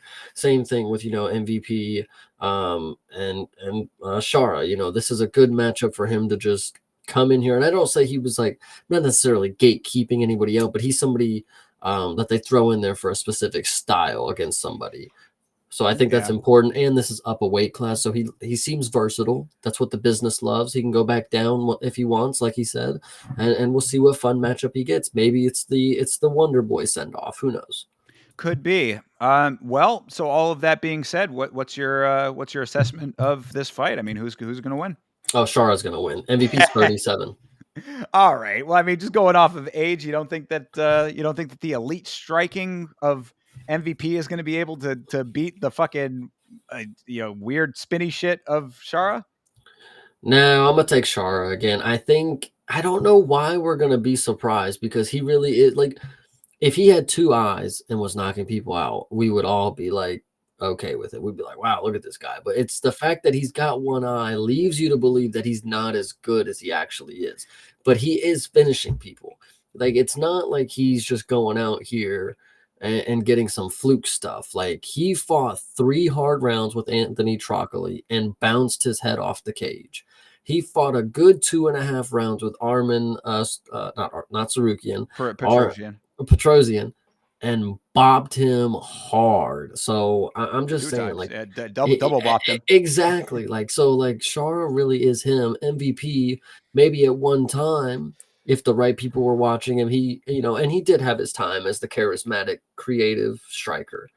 But I think Shara is just younger, and I think he's just in his mode right now. He's very active. What we often forget about Shara. He fought 3 times last year, got 3 knockouts, I'm pretty sure. Maybe I'm Yeah. wrong. He went to decision with Olajaychuk. Yeah. Yeah, you're right. But either way, I mean, look, the logic is certainly there. I'm not going to deny you on that. I feel like I'm just a hater, and I'm thoroughly admitting this, because there is just something about Shara when I see him fight that just does not scream elite to me. Mhm. And I mean, I really wish that I could put my finger on it a little bit more, like definitively. It's just something about like his methodology in these fights just seems very like slapped together. It seems somewhat sloppy. It just has been working for him. And Mhm. again, I could just be a hater on this, and I will thoroughly admit that. I want to believe in this fight specifically that the technicality of MVP is going to be what takes him to a victory. I think that Ooh. and I think he needs a victory at this point too, because you don't want to be 1-2. Yeah. and this guy is undefeated. Obviously has a little bit of an aura that he's created for himself just with the look and all of these other things about him. Obviously the double spinning back fist is always going to now be associated with him. So there's a lot that he has bringing into this fight. So I don't want to take those things away from him. I just think that there's like he just seems like a solvable puzzle to me. The same thing I said about MVP. That was the exact terminology that I used about MVP after his first fight against Kevin Holland. I had said his style is somewhat understandable, and there are going to be guys that can figure it out.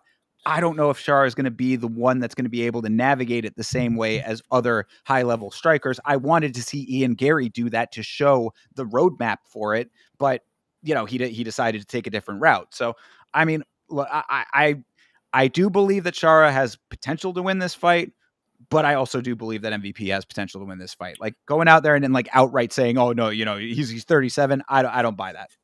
I think I gotta go with it, man. I'm just really excited for this one. I'll tell you that though. MVP really does bring a spectacle to his performances, and Shara does too. I mean, when Shara comes out and he's got his greasy hair all over his face, and it's really fun. Yeah, and I'll certainly grant you that. That Shara, there is entertainment value in these fights for him for sure. I don't think that any of his fights have been like exceedingly boring or anything. I mean, maybe the Olashaychuk fight to like a minor extent, but not even that. No, that was still a really like decent fight. It just sucked because Olashaychuk was just kind of deer in the headlight for a lot of it. Mhm. But so yeah, I mean, I do think that this has a lot of potential to be a fun matchup. I hope it lives up to that. Like I said, I'm pulling for MVP on this one. Would I be surprised if he does not win? I mean, after the fact, no, it'll be like one of those, yeah, I mean, I probably should have seen that coming kind of situations, but coming into it, I'm going to go with MVP after this fight. I promise, I make this promise right here on the show right now.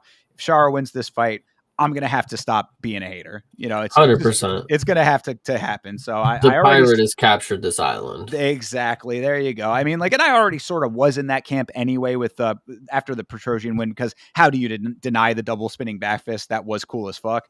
So, I'm slowly coming around to Shara. This one will be the one that really gets me over the hump.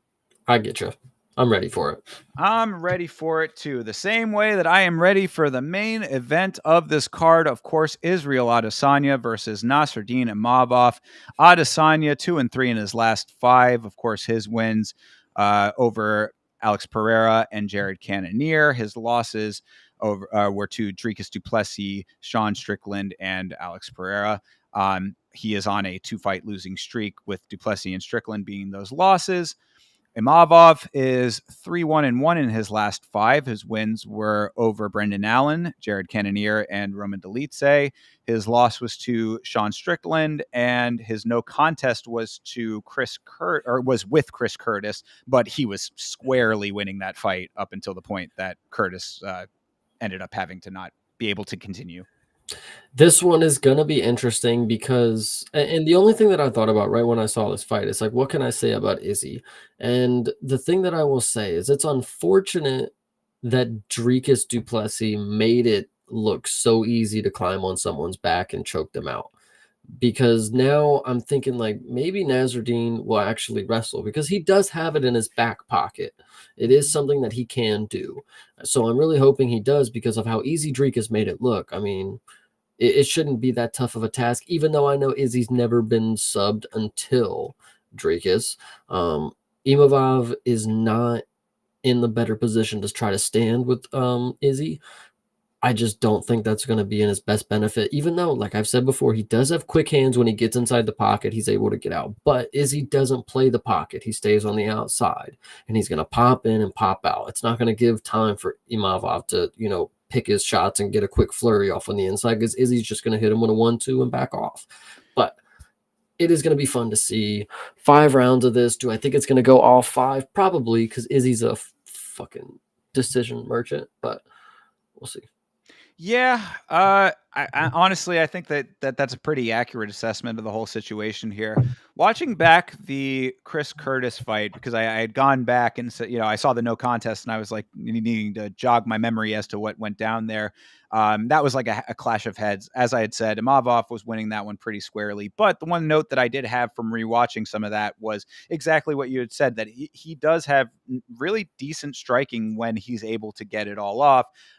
But you were exactly right in your assessment. I mean, Izzy is, he'll snipe from the outside, circle out a whole lot. I mean, like, the wide stance situation. I mean, it's a lot going for Izzy when it comes to the striking. Imavov, if he wants to try to wrestle, is going to have to really commit to these takedowns. Like, I would hope that, if, like, the problem with Izzy is that, like, the awkwardness of Dricus is really what sold all of that, because he was able to get him in a kind of an off motion that was, set up to get him down, where a lot of these guys go for straightforward pressure, and Izzy just doesn't play that game. So it's like, it's a little bit hard to think that Imavov is going to be able to just back him down. Izzy does not get back down very easily. It took a really awkward, clunky Duplessis style takedown to make that effective. But, I mean, we got to really see. I think that the big, like, note of this fight is just that it's really going to show almost a similar note to the Sergey Pavlovich fight, in the sense that, like, we got to see if this, if like the Izzy that we all knew when he was one of the most dominant champions in the history of this sport is still in that body. I mean, like, Hmm. is he still that guy? Because, these two losses, the Strickland loss, you could have said was a fluke. I don't think it was, but, I mean, you could have said that mentally he wasn't there, whatever. The Duplessis loss really kind of washes that line of thinking out the window. So, um, 100%.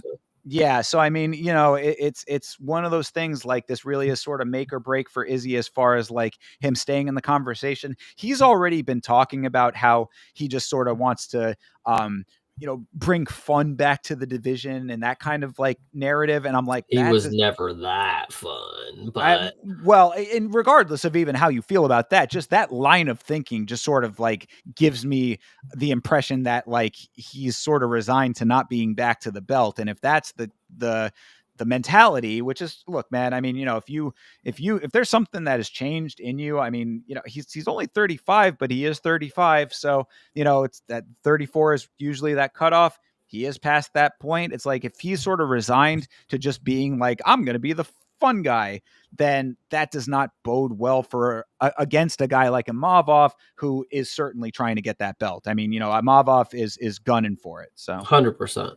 yeah, so this is a little bit of a tough one in that regard. I've got to kind of go with the Imavov. I mean, just for those reasons. I mean, I don't know if the Izzy of old is still there. I think that this is the perfect fight to see if it is, though, because if he Hmm. cannot beat Imavov, then yeah, I mean, he's going to be one of those dudes that's going to hang out in the 7 to 10 range of the top 15. Yeah, this one is gonna be a good one to cap off the night. It's unfortunate that it is probably gonna be a 5 round boring decision, but it is gonna have some good implications after it. It's good to see that Izzy is the favorite. People still have hope in him, and I'm just really excited to see what's going. Yeah, and who knows? I mean, perhaps if Adesanya is really coming out to be the fun guy, then make it fun. Go out there and get a finish. I mean, like, prove your worth on the line. I mean, look, we all know the Izzy of previous years, and as I said, I mean, for being a decision merchant or boring or however you want to look at him, he was one of the most dominant champions we have ever seen in this sport. So you have to give the respect where it is due. And I am certainly no Izzy Glazer. I've had plenty of things to say about him, in a lot of different capacities. There's a whole lot of stuff about him outside of the cage that we don't need to get into, but he's a little bit weird. Um, Regardless, go out there, make this fight entertaining on both sides. If Imavov can really pressure him, if he's able to cut him off and not let him circle out as much, that would be really nice to see. This should be a good fight for either of them if they are on their game in a way that makes sense for this fight specifically. Like, do what you need to do to get a decisive victory because it sends either of them in the trajectory that they're going to be sitting in for a while afterwards. 100%. So Yeah. there you go. So, I mean, what your overall, who's your pick? For this one, I'm gonna have to go Izzy. I think the favorite, Vegas must know all, at least to a certain extent. And Imavov never really impressed me too much. So I'm gonna go Izzy, man. I'm gonna go Now, Izzy. I will just say to that note, you have said that in the past, Peyton Talbot. Yeah, true. So anyway, but no, fine assessment on that. I'm going to go Imavov on this one. I think that again, the hunger for the belt is going to be the thing that's going to propel him, and I just don't know if Izzy has it in him anymore. That's where my head is at with it. If Izzy wins, I'd be certainly very happy, but my gut's telling me Imavov. I'm hearing you. Yeah, this will be a fun card, I think. I think so too. And it starts in the middle of the day. So I was gonna note that just for everybody who, especially if you're on the East Coast, be aware that the prelims of this card start at 9:00 in the morning. So this is a morning card for everybody. Going to have the evening off, so that's going to be nice. Every once in a while to be able to go out on a Saturday night. But just be ready for getting up early to watch these fights if you are going to be watching along, and you can watch along with both myself and Chase Parton individually. I do a watch along with the Vitz King. Hopefully Vitz King's sickness will be gone and we'll be watching together. That is at youtube.com/@YamaShow to watch me and the Vitz King. And Chase, I know that you can tell them where they can find you. they can certainly find me making predictions like this that is about to come out this week for this card, and that'll be on youtube.com/@CPSmalls. And of course, you can find me on Twitter, probably calling out Crazy Kev to a pit matchup in Karate Combat at Creative Parton, Partin. So hopefully, I see you guys there on Saturday for another watch along. You follow my boy Kev. Sign the fucking contract, you puss. You can find me on Twitter saying things like that, and also on Instagram at YamaShow as well. We are on Kick, Twitch, and Trovo, in addition to YouTube for your streaming pleasure. There hopefully will be a video out this week on the channel. As I said, I'm going to try to get that GFL video going, so keep an eye on the YouTube channel for that. In the meantime, everybody, we will catch you in the next stream. Of course, this show is Monday nights, so make sure you come back for next Monday. We will be breaking down each and every one of the fights we just did our predictions for. Till then, have a great rest of your week. And as always, everybody, fight on.